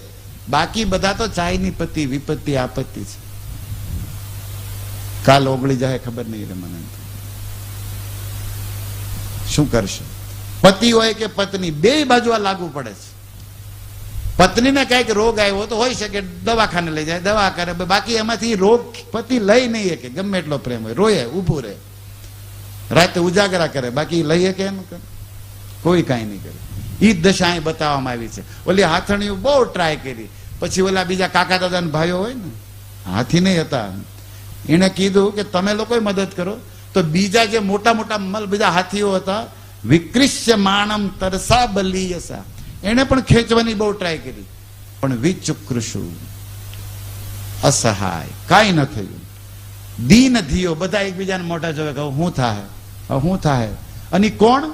આ જે અંદરના હગા અને ઘરવાળા હતા, ઈ પાડોશી આગા હગા વહી ગયા, આપણે આગા જઈએ ને કે આપણો પકડશે. રોગમાં આવું હોય ને, આ તો જે શું કરે, એને તો મમતા હતી, પ્રેમ હતો, એટલે એ બાકી અમુક તો પહેલેથી જ વહી ગયા કે ભાઈ આપણને અડશે, શું કરવાનું. પણ અમુક હાથણીઓ, અમુક હાથીએ બહુ ટ્રાય કરી, એકબીજાના મોઢા ઢીલા પડી ગયા, દીન ધીયા બિચારા, કારણ કે દુઃખ આવી પડ્યું છે, ખબર નહોતી, ધાર્યું નહોતું. એટલે હમણાં તો પાર્ટી હાલતી હતી, નવરાવાનું ખવરાવાનું, અત્યારે તરત 1 જ સેકન્ડમાં, એની સ્પોટમાં, એની 1 જ મિનિટ પછી દ્રશ્ય જેવો ફરી ગયું. સબદિન હોત ને એક સમાન. એટલા માટે આજે પગ હાલે છે ને, નાચી લ્યો. આ જીભ હાલે છે ને, ગાઈ લ્યો હરિનામ. પતા નહીં કલ હો ના હો, ખબર નહીં કાલે આપણે લાકડીના ટેકે હાલવું પડશે, ક્યાં કોને પલમાં શું થઈ જાય કાંઈ ખબર નહીં. જે આજ તમારી છે અને અત્યારે તમારી છે એને વધાવો. આજની ઘડી રળિયામણી વર્ષોથી ગાયું સમજ્યા જ નહીં. 1 સેકન્ડ કૃષ્ણએ આપી છે એને વધાવો ભગવાનની ભક્તિમાં. કરી લો સેવા બને એટલી, લઈ લો હરિના નામ, નાચી લો, ગાઈ લો, જે બને આજ અત્યારે. કાલ કેવું મૂર્ખતા છે, ક્યાં ભરોસા. જોવા સામે દ્રશ્ય છે. અને આવા કેટલાય દાખલા, નળ રાજાના ઉદાહરણ છે રામાયણ મહાભારતમાં, નળની કથા, હરિશ્ચંદ્રના 1 જ મિનિટમાં આમ બાજી. સુરદાસજી એની પર પદ ગાયું, સબદિન હોત ને એક સમાન. ક્યાં પાંડવો ઇન્દ્રપ્રસ્થમાં રાજ કરતા, બીજા દિયે જુઓ હાલે જોવામાં હારી ગયા, તરત જ વગડામાં. ભગવાન રામ સિંહાસન ઉપર બેઠવાના અયોધ્યાનો ચક્રવર્તી સમ્રાટ બીજે દી હવારમાં ઉઘાડા પગે વનમાં. ક્યાં નક્કી છે? આપણી સામે છે આ ઉઘાડું સત્ય. એટલે જીવનમાં કેવલ સાંભળવું ને બીજાને કહેવા નથી, પોતાના માટે છે કે આજને હું વધાવી લઉં. કોઈ કે કયો સમય સારો કહેવાય? આજનો, અત્યારનો જે તમને મળ્યો. કાલ કોને ખબર? ગયો એને છોડો ઉપાધિ. પણ આપણે ભવિષ્યની ચિંતામાં અને ભૂતકાળના શોકમાં વર્તમાનને પણ બરબાદ કરીએ છીએ. શું કરીએ? થવાનું તમે ચિંતા કરે, વાતો કરે, કાંઈ થવા નથી. 5 નામ લેશો તો હરી કરશે કઈક, ઈ કરશે. હું થઈ તો થઈ જાય. આ બધા રોવા પડે, બધા એકબીજાના મોઢા જોવે છે. ભારી સંકટ આવીને ઉભું છે. પાર્શની ગ્રહા તારી તું ન શકન. એ કે ભાઈ ભાઈ કરો, બધા કઈક ટ્રાય કરો. તો ઓલા હાથીએ પાછી હાથીમાં હુંડમાં હુંડ મેળવીને ટ્રાય કરી ખેંચવાની. પણ આ છે ને વિધાતાનો મોકલેલો હતો ગ્રાહ. ઈ ના હવે કોઈનું હાલે એમ હતું નહીં. સુખદેવજી કહે છે કે હાથી બધા ઠાયકા, હાથણીઓ ના થાકી, અમુક તો હુઈ ગઈ, અમુક રોતી રોતી વહી ગઈ, અને અમુક હામું જઈને બેહે. આપણે કેમ ઘરે કોઈક માંદો હોય હામું જઈને શું કરવાનું? પકડ્યા હોય રોગે તો શું કરો છો? રોવો ને બેહો. બે નહીં કરે, ભજી ભજો બસ. રોવાની બેહવાની કેવલ હરે કૃષ્ણ કૃષ્ણ કૃષ્ણ હરે હરે હરે રામ. અને આપણું અજ્ઞાન છે આ રોવું કે હાકા, કારણ કે ખબર જ નહોતી પેલા હતા કે નહીં. અને હવે ગમે એટલા રો તો પછી આવવાના નથી. અને અમુક તો અંદરથી તો સારું હોય, જાય એમ જ સારું હોય, એવાય હોય અમુક. અને એવા ખોટું ખોટું સમાજને દેખાડવાય રોતા નહીં. બહુ નાટક આપણે કરી લીધા ખોટા રોવાના. અને આ દેશી લોકો આ ગઢાની બહુ સલાહ અમુક હજી લેવા જેવી નથી, ઉતરી ગયેલી. એ હજી કે તમારે જાય એટલે રોવાનું, કે તું રો, માર નથી રોવાનું. આજની બાયુને કેવું જોઈએ, ખોટે ખોટું નાટક. સત્ય હોવું જોઈએ, દુઃખ હોવું જોઈએ, નકર ભજન હોવું જોઈએ. દેખાડો શું? રોવાનો કઈ દેખાડો કરવાનો? પેલા લોકો રોતા, દુઃખ હતું. હવે દારો તમને લાડવા ખાવા છે અને બહારથી ખોટું રોવું. એટલે આવી ઉતરી ગયેલી જે ઘસી પીટી સલાહ આપે ને એ માનવાની છે. શાસ્ત્રથી અને પરફેક્ટ સ્થાન સમય પ્રમાણે હોવું જોઈએ. એ સલાહ સ્વીકાર છે આજના જમાનામાં. આમ જ બેહવાનું, આવું જ પહેરવાનું, કચરાપટ્ટી છે બધું. જે શોભે સમય અનુસાર, વિવેકથી, મર્યાદામાં, શાસ્ત્રથી. અમુક જે ભૂલ થઈ ગઈ છે ને આપણા વડવાઓની ગટાની, એ ખેહે રાખવાની જરૂર નથી સમય પ્રમાણે. અને એની માટે પોતાની બુદ્ધિ નો હાલે જડતા કે મારે દામ જ કરવું, છોડી દઉં. એમાં શાસ્ત્ર, સંતો, વિવેકી વૈષ્ણવો શું કે છે એની વાત હું કહું છું. હું એમ નથી કહેતો કે આપણું ધાર્યું રીતે કરવા માંડો. વિવેક બધે જરૂરી છે, પ્રમાણ હોવું જોઈએ. બધે પ્રમાણ છે. કુંતી બોલી ને વેચી લો વસ્તુ, તાકે દ્રૌપદી છે તો 5 ભાઈ તરત શાસ્ત્ર ખોલ્યા કે આવું ક્યારેય બન્યું છે કે એક સ્ત્રી 5ની બની હોય એવું? નહીં તો માં તમારું નહીં હાલે. કોઈ બી પ્રમાણ હોવું જોઈએ શાસ્ત્રમાં, ઉદાહરણ હોવા જોઈએ. કોઈ વ્યાસ જેવા આવીને સહી કરી જાય કે હા તમારી માટે કૃષ્ણ આવીને કેવું પડ્યું કે આ બધું હતું તો ઓકે કરાણું. નકર ખાલી એમના માએ કીધું કરી નાખ્યું એવા નથી પાંડવો કે વેચી લો વસ્તુ એટલે વેચી લીધી. પણ કૃષ્ણએ આવીને કીધું કે આ વેચવું પડે એવું તો આની પાછળ આ હતું. વ્યાસજીએ કીધું ઓકે આ ધર્મ છે, નકર બહારથી તો અધર્મ લાગ્યા. આ કઈ થોડા પેંડા છે એક લઈ લે. પણ બહારથી ભલે અધર્મ લાગતો હોય પણ ભગવાન કે છે, શાસ્ત્ર ને સંતો કે છે તો એ ધર્મ છે. આ તો બધું આ તો ઊભું કરેલું કાલ વયું જાય, ઓલું સનાતન છે. તો આવો વિવેક હોવો જોઈએ તો કામ બનશે મારું ને તમારું. નહીં તો થશે આ શકન ન ખેંચ્યા, ઠાકીને બેસી ગયા. તો હું તમને એ કહેતો હતો કે આપણે બેસવાનું છે પણ કોરે કોરું નહીં. બેસણામાં પણ ઘણા સુધારા કરવાની જરૂર છે.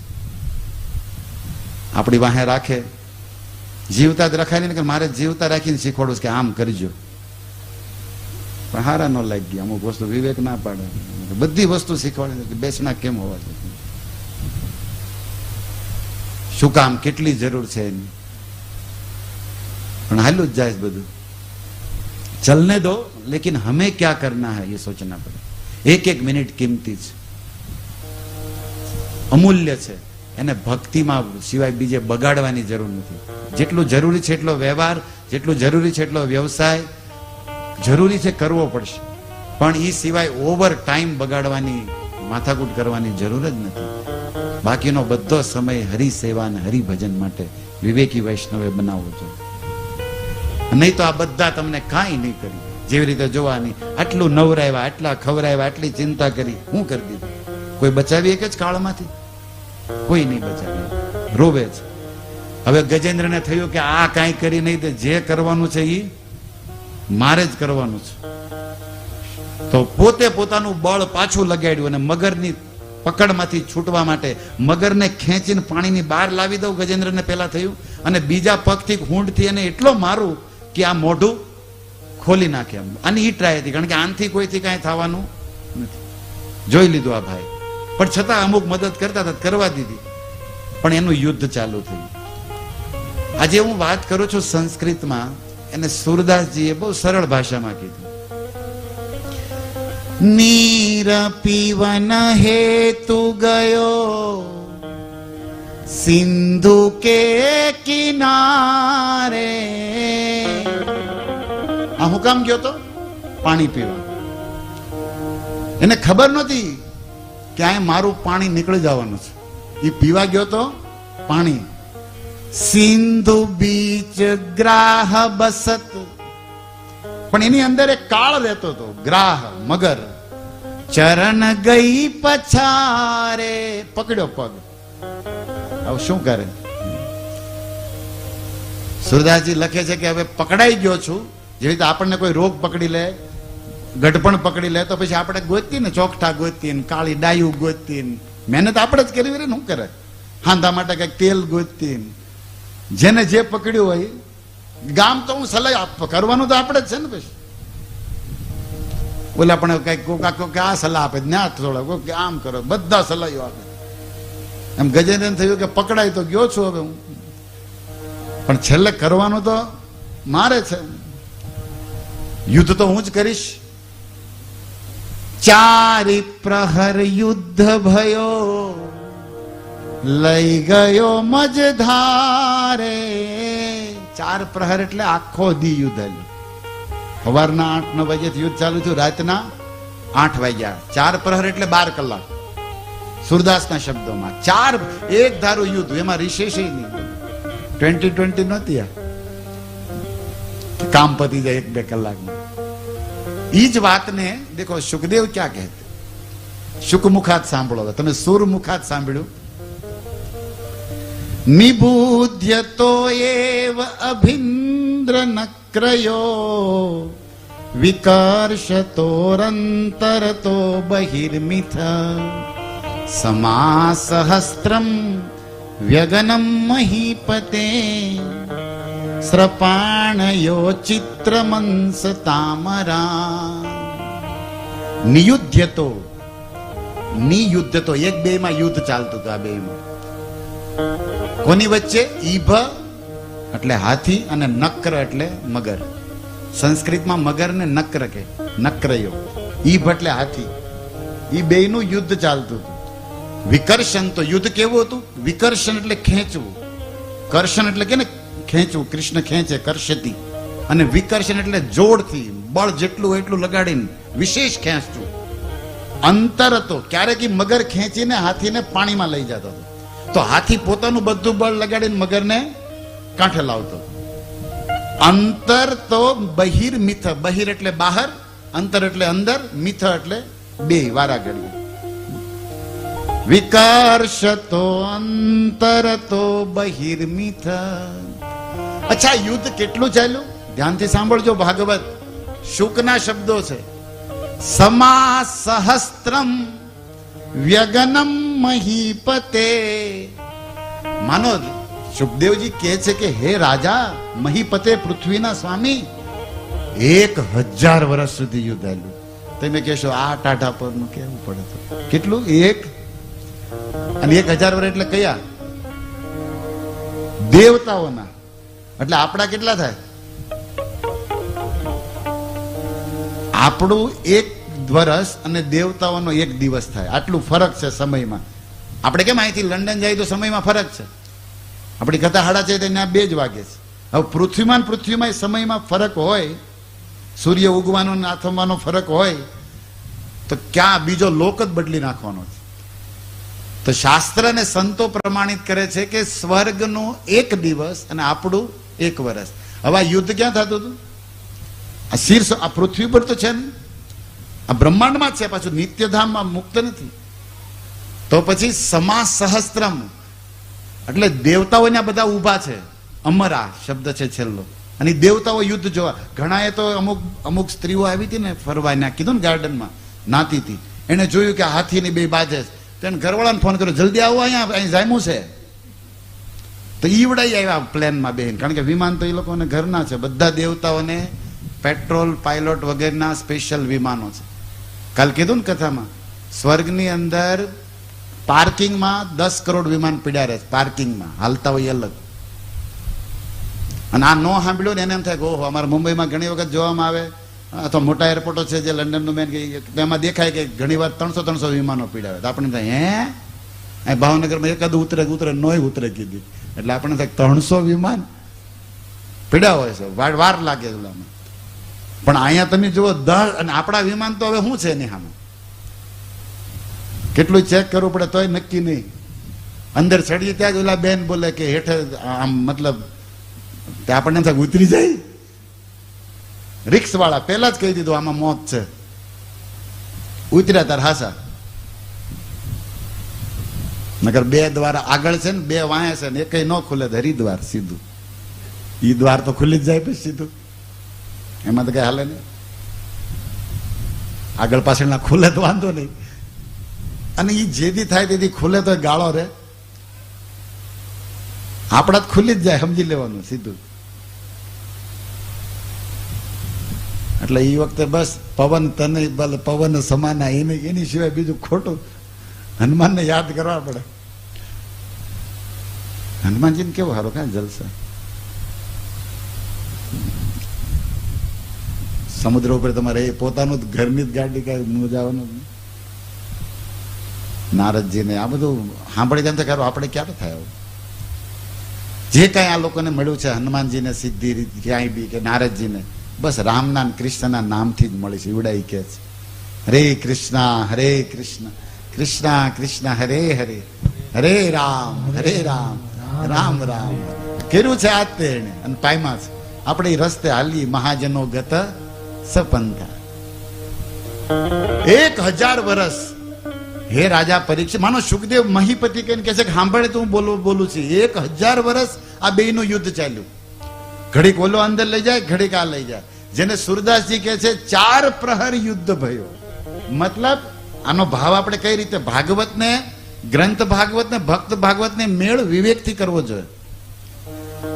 કે ભાઈ યુદ્ધ તો 1000 વર્ષ હાલ્યું, પણ યુદ્ધ હાલે ત્યારે તે એમાં આરામ હોય. મતલબ મગર ખેંચે, આ ખેંચે, પછી ઘણી વાર તમે જોયે પ્રાણીઓ લડતા 2-5 મિનિટ શાંતિ લે, વળી પાછા લાગી જાય. જેમ જેમ જોયે કે ખાલી તો પાછો ઓલો બળ કરે. બાંધતા જાય ને લાગ ગોતવા માટે આરામ પણ કરતા જાય. કરે ને બેટ્સમેન કે મારે પછી કદી પ્લેડે કરે, પાછી ફિલ્ડિંગ જોવે, બોલિંગ સ્ટાઇલ જોવે, પછી પાછો એનો ટાર્ગેટ હોય, પ્લાનિંગ થી હાલતા હોય. એ રીતે આપણે ભાઈ ચલો રોજ બાંધતા છે 12-13 કલાક 24માં, 1-2 કલાક 3-4 કલાક વચ્ચે આરામ થઈ જતો છે, પણ હાલું 1000 વર્ષ. તો પછી મર્યા નહીં આવડા હાથી ને આનું આયુષ્ય એવડું હશે? હવે બીજો પ્રશ્ન કે 1000 વર્ષ યુદ્ધ હાલ્યું હોય તો આ હાથણીઓનું, આ મગરનું ને એનું જીવન એટલું હોવું જ જોઈએ ને. 1000 વર્ષનું મૂળ મુદ્દો તો હોવો જોઈએ ને જીવન. તો એની જ વાત લખી, સપ્રાણયો. હા, પ્રાણ જીવિત હતા, ના એટલું લાંબુ જીવન છે. અને પ્રાણયો ચિત્રમ વિચિત્ર. આશ્ચર્ય તો અમને છે કે 1000 વર્ષ કેમ હાલે, પણ હાલ્યું છે. અને એટલા માટે એ જોવા માટે દેવતાઓ, એટલે અમુક દેવતાઓ તો આવતા હતા, યુદ્ધ જોતા, પાછા વયા જતા, અઠવાડિયા પછી પાછા આવતા, હાલો હજી બાધે થઈ ગયા.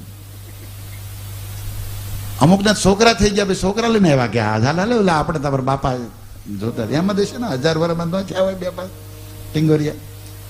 તો બાપા મેચ જોવા આવ્યા તો છોકરાને લઈને આવ્યા છે. પછી આવો લખ્યું નથી, આપણા વિચારો છે. અમુક વસ્તુ કોમન સેન્સ થી સમજવું જોઈએ, બધું થોડું લખ્યું હોય. આપણે ઓલું મૂવી જોયું તો કેમ હિરોઈન આપણે કોઈ દિન બાથરૂમ જતા ન બતાવે, પણ જાતા જ હોય. અમુક સમજી જવાનું હોય અમુક વસ્તુ. એમ આમાં બધું આમાં બધું આવે, અમુક તો કોમન એમને ન ખબર પડે. 1,000 આજુબાજુ બધું બીજું જે થતું હોય એમ થાય જ ને.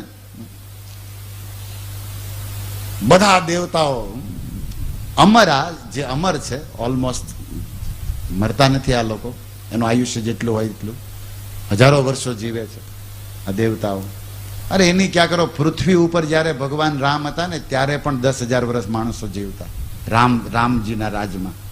રામાયણમાં લખ્યું. એ તો આ કળયુગમાં 100 વર્ષનું થઈ ગયું. અને આપણા વડાપાવ ને આ પાણીપુરી ને પીઝા તો 60-70 કાઢી નાખશે આપણને. બાકી પેલા 100 વર્ષ જીવવો આપણો અધિકાર છે માણાનો. એવું ખાવું ને એવો આહાર કરવો જોઈએ, પણ આવું કોઈ ખેંચતા નહીં. ભગવાન કૃષ્ણ વખતે પિતામાં ભીષ્મ 300 વર્ષના, 1000 વર્ષ ત્યારે જીવતા. અને સતયુગમાં તો 1 લાખ વર્ષ લોકો. એટલે તો વિશ્વામિત્રે 60,000 વર્ષ તો તપ કર્યું. બોલો કેટલા વર્ષ? 60,000 વર્ષ. અને મેનકાજી આવીને પાયલમાં થોડું ખખડાવી ગયા. એટલે એની ઉપરથી અમે ક્યારેક કઈ કથામાં કે માતા પિતા છોકરાને ભણાવે, ગણાવે, બુદ્ધિમાન મોટો કરે, 20 વર્ષ થાય. અને મૂર્ખ બનાવતા છોકરીને 2 જ મિનિટ થાય. બસ થોડાક દાંત કાઢે તમે ટકટક કરતો હોય જાય. ઓલીને પાસ ઓલાને કેટલા, આને સમજણો કેટલું એની અને આપણે મહેનત કરી એની વાહે.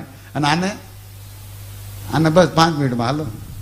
પછી એનું ન સાંભળે, મમ્મીનું ન સાંભળે, બાપાનું નહીં. ભાઈ એ કેમ જ કરે. બાપાએ કદાચ એમ કર્યું છે એટલે હરે કૃષ્ણ હરે કૃષ્ણ કૃષ્ણ કૃષ્ણ હરે હરે રામ. પરંપરાથી આવેલો આવતો હોય, કોને ખબર છે આમાં શું હોય. સહસ્ત્ર અમરા બધા દેવતાઓ આશ્ચર્યમાં પડીને વિચાર કરે કે અમે વર્ષો થઈ ગયા જોઈએ છે, કેલેન્ડર બદલાઈ ગયા, કેટલા બધા કેલેન્ડર, પણ આ બે બાધે જ જાય છે. લાગે છે કે આ બે કઈક દૈવી વ્યક્તિઓ છે, સામાન્ય સાધારણ નથી, આ ઓર્ડિનરી નથી, એક્સ્ટ્રા ઓર્ડિનરી બે છે, મગર ને હાથી. મને દી થાય કે આમાં હું વિચાર કરું કે આ હાથી 1000 વર્ષ બાંધ્યો, એમાં 2-3 હાથણીઓ નહીં વહી ગઈ હોય, ઉલડી ગઈ હોય, આયુષ્ય પૂરું થયું હોય ને કોકનું તો. પણ સુખદેવજી કઈ આ બાધ્યા લખ્યું એમાં બધું થયું હતું. મેર્યા હતા, ગયા હતા, આવ્યા હતા. અમુક 1000 વર્ષ હાથણીઓ થોડી જાગરણ કર્યું હોય, અમુક તો નાખોરા ઢળતી હોય છે. જાગીને જોવે એટલે હજી તમારા ભાઈ હલવાના હોઈ જાવ કે પાછું. હા તો જેને રોગ ન હોય એને ઊંઘ ન આવે, પણ આપણને તો આવે કે નહીં. જાગવું હોય પણ રહેવું જ જોઈએ ને વેત. એમ આવું બધું ઘણા વિચાર કરી શકો તમે. આટલા બહુ થઈ ગયા. બાકી તમે કાલ રવિવાર આવે ત્યારે કરજો કે આમાં હું હોય 1000 વર્ષમાં શું થાય. અને આપણું ઈ જ થવાનું છે. એટલા માટે જીવન એવું પવિત્ર અને થોડુંક શુદ્ધ આહાર, સાદું જીવન અને ભક્તિમય બનાવી કે આપણે આમ ન મરવું પડે. હું આજે જ ભગવાનને પ્રાર્થના કરતા, મરવું હોય તો મંગળામાં નાસ્તા મરવું છે. પથારીમાં બધી હોયું ભરાવી અને ઉતરી ગયેલા માણસો ખબર કાઢવા આવીને આપણી સલાહ આપતા હોય એવા સામે મરવાનું જ નથી થતું. ગંગાના કિનારે નાચતા ગાતા આમ એવું તમને એવા વિચાર આવે છે કે નહીં? નો હોય કરજો, ભગવાન પૂરા કરે એટલે આઈડિયા આપું છું તમને. ઉપાડ લે દાદ ઉપાડ લે, અને 1000 વર્ષ 100 વર્ષ પણ આમ જીવી ત્યાં સુધી. અને એવું જીવવું તેવા કર્મો બનાવવા પડશે, એવો આહાર બનાવવો પડશે, એવું ભજન કરવું પડશે. અને એવું કર્યું છે. ધ્રુવ મહારાજે મોતના માથા ઉપર પગ દઈને વિમાનમાં ચડ્યા. નથી મરવું, જા આવી. બોલો કાળ કે અહીંયા કોઈને પણ ન છોડવું. દેવતા હોય તો મરવું પડે. તમને ત્યાં નવું શરીર મળશે, પણ આ તો ખાશે જ હું. પણ તમે ભક્ત છો એટલે હું કાંઈ કહી નથી તો પગે લાગીને કહું છું કે તમે આ મરો, શરીર આપો મને. તમને ત્યાં વિમાનમાં નવું બેઠું. આમ પગે લાગતું તો એની માથા ઉપર પગ દઈને ચડી ગયા. નથી દેવું, જા. ઓલો જોતો રહી ગયો. ન્યા તેનું હાલે નહીં. અમેરિકન એમ્બેસી કેમ લાગી ગઈ? ન્યા એના નિયમ હાલે નહીં. મોતના માથા ઉપર પગ દઈને ભક્તો જીવન પામ્યા છે. અને હાથીનું પણ બહુ સુંદર કથા છે. આ હાથીને જયારે ભગવાન આવશે ને, આ હાથીનું શરીર મરતું નથી. ભગવાન જયારે અડે તો એનું એ હાથી શરીર ચતુર્ભુજ વિષ્ણુ બની જાય. હાથીનું મળતું નથી મળવાનું હોય. અલૌકિકતા છે. નકર તો કે ને ભલે આનો જેવી રીતે કોઈ પણ આત્મા એમાં જ નીકળે ઓલા વયો જાય, પણ ઓલું શરીર તો પડ્યું હોય ને મળે. આમાં એ નથી. એટલે આવી કથાઓ સાંભળવી જોઈએ. આપણને થોડો જોશ આવે કે આવું થાય. નહીં તો મૃત્યુ વખતે ટટ્ટી પેશાબ વયા જતા હોય, શરીર દુર્ગંધ મારતું હોય, રોગ ભર્યા હોય. આ નરક છે, જીતે જી નરક છે. નરકમાં જવાની ક્યાં જરૂર? એમ નામ નરક થઈ જાય. એટલે તમે ભક્તો ભાગવત સાંભળો છો, જીવન ભક્તિ તંદુરસ્ત બનાવી હોય તો આ બધા ઇન્જેક્શનો છે કે કંઈક ભલે 2-3 દિવસ હુરાતન રહેતો હોય ઘણું, કે એસા આવું કંઈક કરવું છે આપણે, આની રીતે બધું કરવું પડશે જે નીતિ નિયમમાં આવતો હોય તો મળશે આપણને સફળતા. બધા દેવતાઓ વિચાર કરતા રહી ગયા શું થશે. તતો ગજેન્દ્રસ્ય મનોબલૌજસા કાલેન દીર્ઘેણ મહાન ભૂતવ્યય. કાલેન દીર્ઘેણ, બહુ લાંબો સમય વયો ગયો, અને એના કારણે શું થયું? ગજેન્દ્રસ્ય મન બલ ઓજસા, મનોબળ, માનસિક બળ ઘટવા માંડ્યું કે હવે હું નહીં જીતું, હવે હું કેમ ફેસલો ના આવે તો આપણને એમ થાય ને કે હવે મારથી એમ મનોબળ ઘટવા માંડ્યું. જો મનોબળ બહુ કામ કરે, તમારો મનનો સંકલ્પ અગર પોઝિટિવ છે ને તો 50% તમે જીતી ગયા છો. અગર પહેલેથી જ શંકા છે, પહેલાથી જ મનમાં ડાઉટ છે, તો અસફળતા જ રહેશે. મન વિશ્વાસ, મનોવિશ્વાસ મજબૂત હોવો જોઈએ, પણ ઈ બળ જ ઘટ્યું કે હારું હવે શું થાય. અને ઓજસા, ઓજસા એટલે ઇન્દ્રિયોનું બળ, હાલવાનું, ચાલવાનું, જોવાનું, ઇન્દ્રિયોનું બળ, અને એની ઉપર મન છે અંદર. મનોબળ એ ઘટ્યું અને બહારનું ઇન્દ્રિય બળ, કારણ કે લાંબો 1000 વર્ષથી બાંધે છે આ લોકો. તમે એક પ્રશ્ન થાય કેમ આનું જ ઘટ્યું, મગરનું કેમ નહીં? મગરનું ન ઘટે, કારણ કે એ પાણીનો જીવ છે, એને પાણીમાં શક્તિ, આહાર બધું મળતું હતું, આ પૃથ્વીનો જીવ છે અને આ લડતો તો પાણીમાં. એટલે આને 1000 વર્ષથી ખાધું નતું, લડતો લડ ક્યાં ખાય? 1000 વર્ષ યુદ્ધ થયેલું તો હાથીએ 1000 વર્ષના એકટાણા ને શું કહેવાય, નકોડા પાણી કદાચ પીધું છે, હાલો અંદર હતો એટલે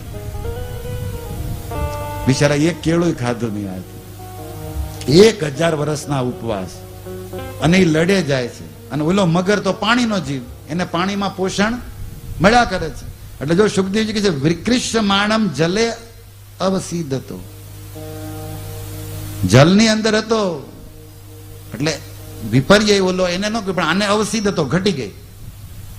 ખેંચા તાણીમાં મગર ખેંચી જતો હતો આને, અને મગરે જોડથી ખેંચ્યો એટલે આનું બળ ઘટતું જતું હતું જળમાં વધારે. હવે એ ઓલો કાંઠે લડતા લડતા પછી જોયું ને 1000 વર્ષ પછી તો અંદર વયા ગયા હતા 15-20 ફૂટ.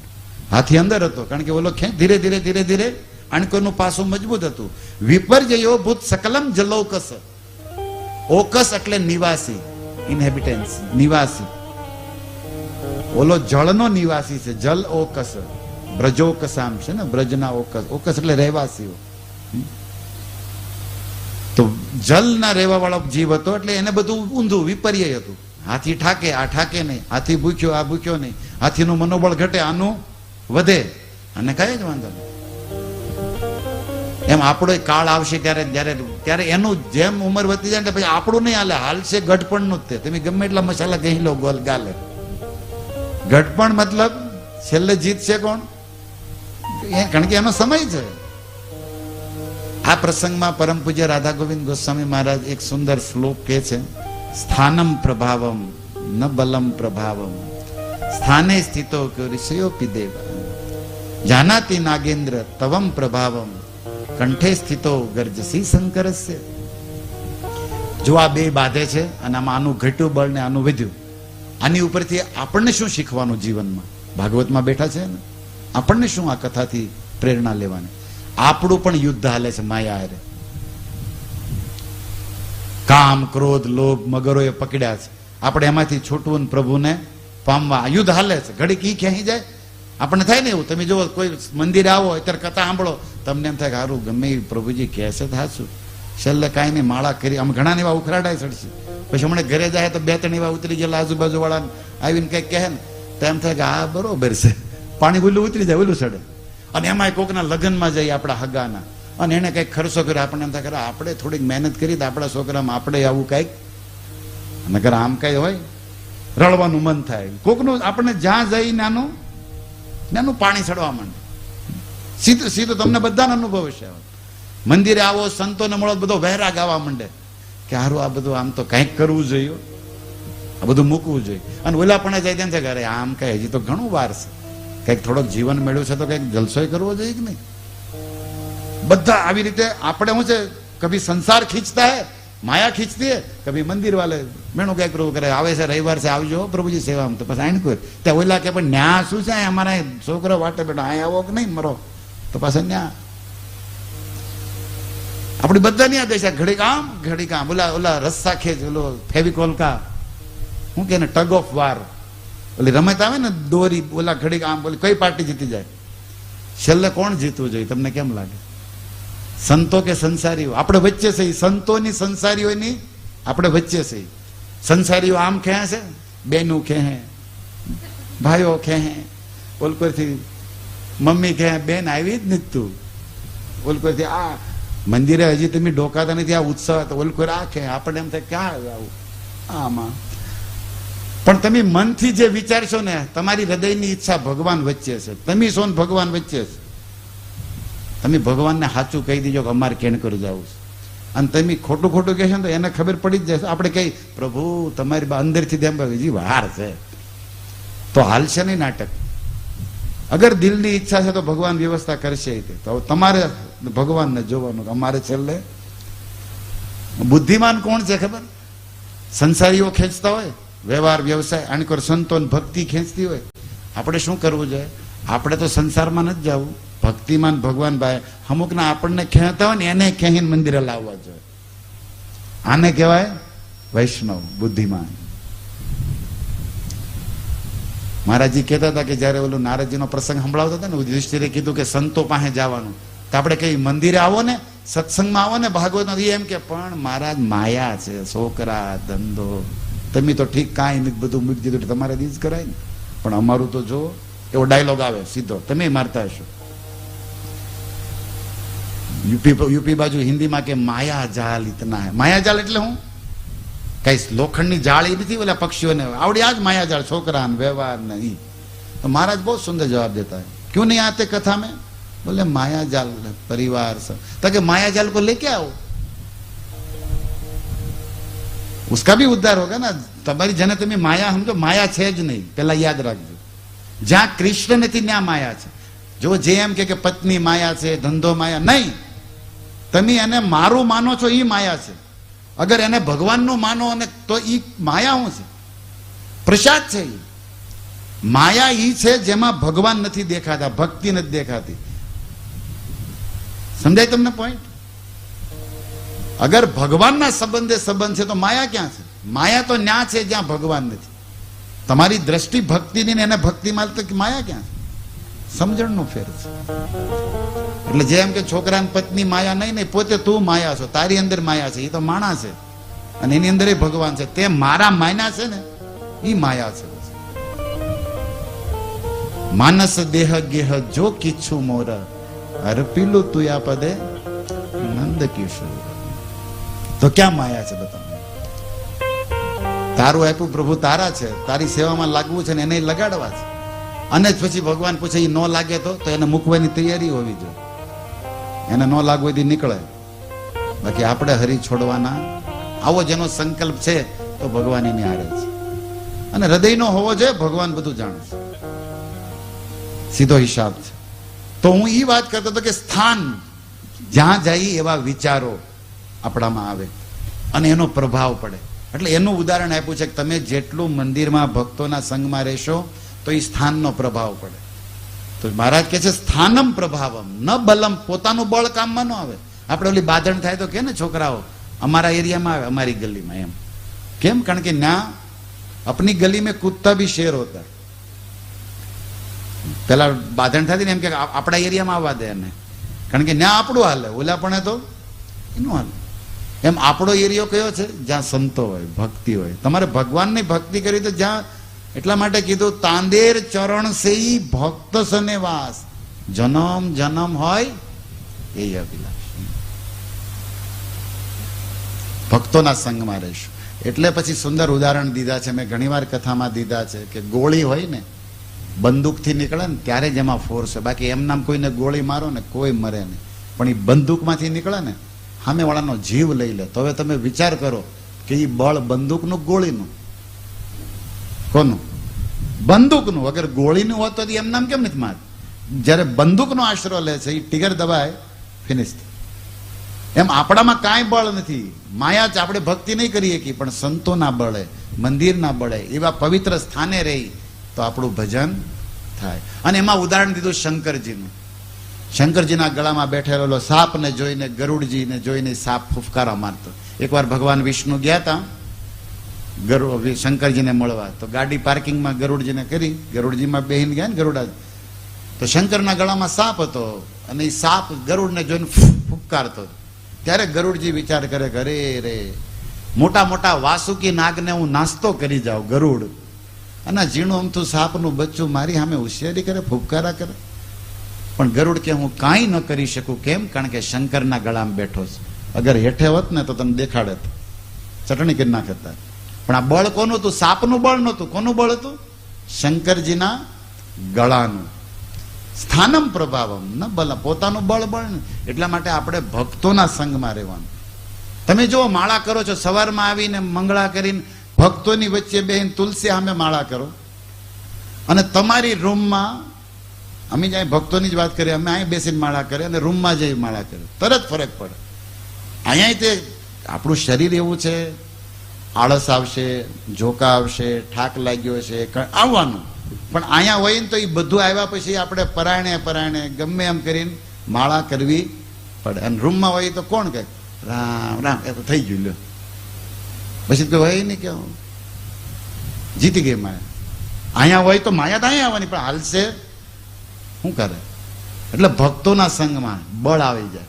અને અહીંયા તો ભક્ત જરાક જોકા ખાય તો એમ કે હરે કૃષ્ણ. અને અહીંયા તો અમુક ભક્તો માળા એવી કરે તમને જોકા આવવા જ નહીં દે, તમારા મંત્ર અટવાડ નાખશે. હરે કૃષ્ણ હરે કે આપણો ભૂલવાડ દે. એમાં હું જોકો ક્યાં આવે? સંતનું આ તો મારી રીતે ઉદાહરણ આપું છું, પણ આ બધું અનુભવેલું છે.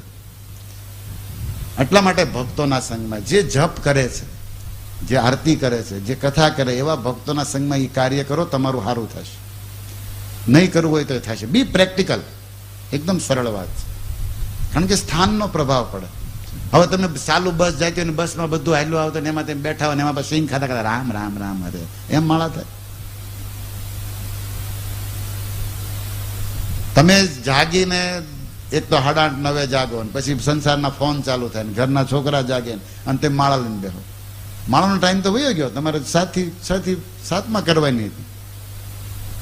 સમય નથી, સ્થાન નથી, તો ક્યાંથી કામ થાય? એટલા માટે વિવેકી પુરુષે વિચારવું જોઈએ, ધંધો કરવો હોય ને તો બજારમાં જ થાય, કિસાનને ખેતરમાં જ થાય, ઘરે જ. અહીં માર્બલમાં દાણા નાખ્યા ન ઉગે. સ્થાન જોવું પડે ને કે ક્યાં ઉગે. એમ ભક્તિ માટે પણ સ્થાન જોઈએ. આ પાણીપુરી વાળા જો હવારમાં કેમ નથી ખોલતા 5:30? હાંજે જ ખોલે 5:30. ખબર અત્યારે ઉપડે. અને પછી સ્થાન જોવે. એ થેલે એ લારી ક્યાં નાખે? ગધડિયામાં નાખે, કોઈ ન હોય ને. એ ચોક ગોતે, આમ ગોતે કે નહીં? કારણ કે ત્યાં ધંધો થાય. એને સમય ગોતે કે આને આ બપોર તડકા નાખે તોય કોઈ ન આવે. હવારમાં ભાવે નહીં, જો કે આપણને ગમે ત્યારે ભાવે. હવે હાલે, પણ આ તો અમુક સિઝનની વાત કરું છું. તો સ્થાન જોવે. એવી રીતે આપણી સાધનામાં પણ સ્થાન હોવું જોઈએ, સમય હોવો જોઈએ, તો અનુકૂળતા આવશે, ઇઝીલી થશે. આ ગજેન્દ્ર હારી રહ્યો છે કારણ કે સ્થાન નથી એનું. ગ્રહ જીતી રહ્યો છે કારણ કે એનું સ્થાન છે. એમ આપણે માયા સામે આ ભક્તિનું યુદ્ધ હોય તો આપણું વૈષ્ણવની વચ્ચે ગુરુની શરણમાં સ્થાન હશે તો આપણે જીતી જશું. અને નહીં હોય તો કેમ આનું બળ ઘટી ગયું, આપણું બળ. એટલે ઘણા લોકો મંદિર જો આવવું બહુ સહેલું છે, ભક્તિમાં જોઈન્ટ થવું પણ બહુ સહેલું છે, ટકવું છે ને બહુ અઘરું. ઘણા વૈયા ગયા. અમારી નજર સામે અમુક આવ્યા ને ગયા. ફૂલ ટાઈમ થાય ને કોંગ્રીગેશન તો જે સમર્પિત સ્થાનમાં રહ્યા એ જ જીત્યા. બાકી તો આયે ઓર ગયે, ચલેગા નહીં. એટલે સમજો આ બધા ભાગવતના પોઈન્ટને. ઇત્થમ ગજેન્દ્રસ યદાપ સંકટમ પ્રાણસ્ય દેહી વિવશો યદચ્છયા. જ્યારે જોયું કે આ ભયાનક સંકટ આવ્યું છે અને અપારયન વિમોક્ષણે ચિરમ, હવે આ લાંબો સમય થઈ ગયો, હું નહીં જીતી શકું. બળ લગાડ્યું, બહુ લગાડ્યું, પણ શું થયું? ઓલો મગર અંદર જ ખેંચતો જાય છે, અંદર જ ખેંચતો જાય છે. ચારી પ્રહર યુદ્ધ ભયો, લઈ ગયો મજધારે, નાક કાન ડૂબન લગે. નાક ડૂબવા માંડ્યું, કારણ કે ઓલો અંદર ખેંચ્યા પછી તો પગનું એક પાણીની અંદર રેખા વધી જાય, પાણીની સીમા વધી જાય, પછી તો હાથી તો કઈ તરે થોડો, ઓલા પકડ્યો છે પગ. નાકે ડૂબવા માંડ્યું, કાને ડૂબવા માંડ્યું. નાક કાન ડૂબન લગે, कृष्ण को पुकारे. સુખદેવજી આ કે છે દદ્યા મિમામ બુદ્ધિ યથાપ્યત. હવે ગજેન્દ્રને દિમાગની બત્તી ખુલી કે અરે હું મારું બળ લગાડું છું, આ હગાની વાટે છું, હવે આ કોઈ નહીં હાલે ને મારું નહીં હાલે, મારે હરીને જબ લગી ગજ અપનો બલ બરત્યો નેક સર્યો નહીં કામ. એ હાથી એનું બળ લગાડ્યું, પોતાનું વાટ, પણ ત્યારે એનું કામ બન્યું નહીં. પણ આર્ત પ્રભુપાદ લખે છે ગીતામાં કે ને 4 પ્રકારના ભક્તો દુખી થઈને મને પુકારે કે હે નાથ હવે આવો. બસ પુકારવાની વાટ હતી. શબ્દ ગયો દ્વારિકા મેં શોર ભયો ભારે. અરે તમે મનમાં હરીને યાદ કરો ને તોય અંતર્યામી જાણી જાય. એમાં હૃદયથી અવાજ સાથે પુકારો ને. લક્ષ્મીજી રાધાએ કે ગયા તમને બોલાવે છે, જાઓ જાઓ. મને યાદ આવ્યું કે મારે આ કાંઈ નહીં થાય. ન માં ઈમે જ્ઞાતય આતુરમ ગજા. આ બધા મારા હાથી ભાઈઓ, હાથીભાઈ ડોક્ટર હાથીભાઈ કાંઈ નહીં કરે. જેઠાલાલ કાંઈ નહીં થાય હાથી, આ હાથીથી કાંઈ નહીં થાય. ના મામ ઈમામ જ્ઞાતય આતુરમ ગજા. એ કે આ બધા મોટા પાડેરા કઈ કરતા નથી ને, મારથી નહીં મેળ પડે અને મારા હગાથી નહીં પડે. તો પછી જો આ હાથીડા ઠાકી ગયા હોય તો કુતક કરણ્યા, તો પછી આ હાથણીઓ બિચારી અથાણા ખાઈને જીવવા વાળી અબલા પ્રભવંતુ મોચિતુમ. ઈ મને હું છોડાવવાની ગ્રાહીણ પાશે. અને હું પણ આવા મગરને ગણકારું નહીં, પછાડી દઉં. પણ અહીંયા મારું હાલતું નથી એટલે લાગે છે કે આ વિધાતાનો કઈક ઉપરનો જેક છે. કપ્યહમ ચમ તમ ચામી પરમપરાયણમ. હવે હું પરમપરાયણ પરમ પુરુષ ભગવાન કૃષ્ણની શરણમાં જાય.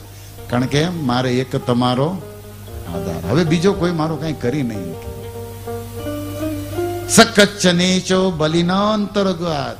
સુખદેવજી કે છે હે જે કોઈ ઈશ્વર હોય, જો ગજેન્દ્રએ નામ નથી બોલતા, કશ્ચિન ઈશો.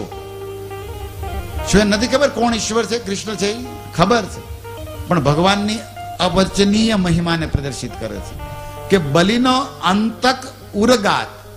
અંત કરી નાખે અને અંતક કહેવાય. અંત કરી નાખે અને અંત કરોતી અંતક. કેવો છે બલિ? આ કાળ છે ને એ બલવાન છે. કાળ સામે કોઈનું હાલે નહીં. અને ઉરગાત સર્પની ઉપમા આપી છે. સર્પ આવે ને તો ઝાલર વગાડતો ન આવે, ખબર ન પડે ને કરડી જાય પકડે. અજગરો તમે જોયા છે ને એમની સાઉન્ડ ન હોય એમાં. એમ કાળે આપણી માથે ભમતો હોય, દેખાય નહીં, ખબર ન પડે, પણ તરત સવારમાં હમાસરમાં આવે. તૈયાર થઈ જાય, 7:30 લાગ્યો ટાઈમ ઉપાડવાનો, એમ આવે. રાતે ખબર ન હોય કે આ કેસ આવવાનો. કાળ કઈ ન ખબર, એને જ ખબર છે. કાલ ક્રીડતી ગચ્છનાયુ તદપી ન મુંચતી આશાવાયુ. ભજ ગોવિંદમ ભજ ગોવિંદમ. સમય જાય રહ્યો છે ભાઈ. ભીતમ પ્રપન્ન પરિપાતી દીન. પ્રચંડ વેગો અભિધાવતો. અને કાળ છે ને આપણી પાસે જેવી રીતે શિકારી પડ્યો ને શિકાર વાહે, કોઈ વાઘણ ટાઈગર શિકારમાં બહુ ઉસ્તાદગીરી છે, એ કોઈને પકડવા દોડે ને, એમ આપણી વાહે કાળ વાઘની જેમ પીડ્યો છે. મોત જેવી રીતે સાપ કોઈની વાહે દોડે એમ. પ્રચંડ વેગો અભિધાવતો વૃષમ. તો હવે આપણે કોની શરણમાં જવું છે? કાળ જેની શરણમાં હોય ને કાળ જેનથી બીતો હોય એ ભગવાનની શરણમાં. એવા માણસોની શરણમાં જાય શું મળે? જે પોતે કાળના મુખના કોળિયા હોય. આ દુનિયામાં ડોક્ટર હોય, ગોજા હોય, કોઈ બી હોય, એ પણ મૃત્યુને આધીન છે, કાળને આધીન છે. અને આપણે મૃત્યુમાંથી બચવું હોય, કાળમાંથી છૂટવું હોય તો કાળના કાળ શ્રી કૃષ્ણ પાસે જવું પડશે. જો શરણ લેવી તો કોની? આ ગજેન્દ્ર કહે છે કે ભીતમ પ્રપન્નમ પરિપાતી યદ ભયાત મૃત્યુમ પ્રત્યાધ પ્રધાવત્યર્ણમ તમ ઈહી તમ મી મહી. ઈ મહી હું એની શરણમાં જાઉં છું મૃત્યુ જેનાથી બીવે છે, કાળ જેનાથી બીવે છે. કાળ કોનથી બીવે છે? મૃત્યુ ચરતી મદ ભયા. ગીતામાં ગોવિંદ 10મા અધ્યાયમાં 11મા અધ્યાયમાં અર્જુનને કહે છે કાલોસ્મી, હું કાળ છું. કૃષ્ણ કહે છે કે હું કાળ છું. અર્જુન કહે છે આ હું કામ આવ્યા કાળ રૂપે? કે લોક ક્ષયમ કૃતમ પ્રવૃદ્ધો, વિનાશ કરવા માટે. આખા મહાભારતમાં હું વિનાશ માટે કાળ રૂપ ધારણ કર્યું છે. કાળ એટલે શું? ભગવાનની ઈચ્છા. કાલ મતલબ કૃષ્ણ કી, કાળ એટલે સમય, કાળ એટલે કૃષ્ણની ઈચ્છા. કાળ એટલે યમરાજ, અને કાળનો મહાકાળ એટલે ભગવાન શિવ. અને ઈ મહાકાળ પણ જેના નામની માળા કરે એ કૃષ્ણ. હરે કૃષ્ણ હરે કૃષ્ણ કૃષ્ણ કૃષ્ણ હરે હરે રામ. હરે રામ. એ મહાકાળ સમાધિ છોડીને જેનો રાસ જોવા જાય એ કૃષ્ણ. એ મહાકાળ જે કૃષ્ણનું નામ લઈને ઝેર પી જાય. ઈ કાલ ઈ જેની શરણમાં છે. યસ્યાજ્ઞયા ભ્રમતિ સંભૃત કાલ ચક્રો. આ સૂર્ય કાળ ચક્ર જેની આજ્ઞાથી હાલે છે. જયદ્રથમાં ભગવાને પશ્ચિમથી સૂર્યને ઉગાડ્યો. રોજ પૂર્વમાં ઉગે, પણ ભગવાન તો ધારે નથી ઉગાડ્યો સૂર્યને. અને એવા ભગવાન શ્રી कृष्ण काल के भी काल है. उस भगवान कृष्ण का नाम तो यहां नहीं है, लेकिन इशारा यहीं पर है. કાળના કાળ કાળ જેનથી બીવે. એટલા માટે આપણે બધાએ ગજેન્દ્ર જેમ ભગવાન કૃષ્ણને પુકારવા જેવા છે. અત્યારે કોરોના છે, આખા વિશ્વમાં મહામારી હાલે છે. અને આને આ લાખો નહીં, આમ જોવો તો હજારોની ઉપર તો આંકડા વૈયા ગયા છે ઇન્ડિયામાં. અને વર્લ્ડ લેવલે તો લાખોએ પહોંચ્યું છે મરવાનું માણસોને. આ શું છે? કાળની એક રમત જ છે. કોઈએ ધાર્યું તો આવું? આપણે 2001 જયારે ચાલુ થયું ને હેપી ન્યુ યર કર્યું ત્યારે કોઈએ સપનામાં હતું હેપી ન્યુ યર આપણે એકબીજાને કરતા હતા? ત્યારે 2020 ચાલુ થયું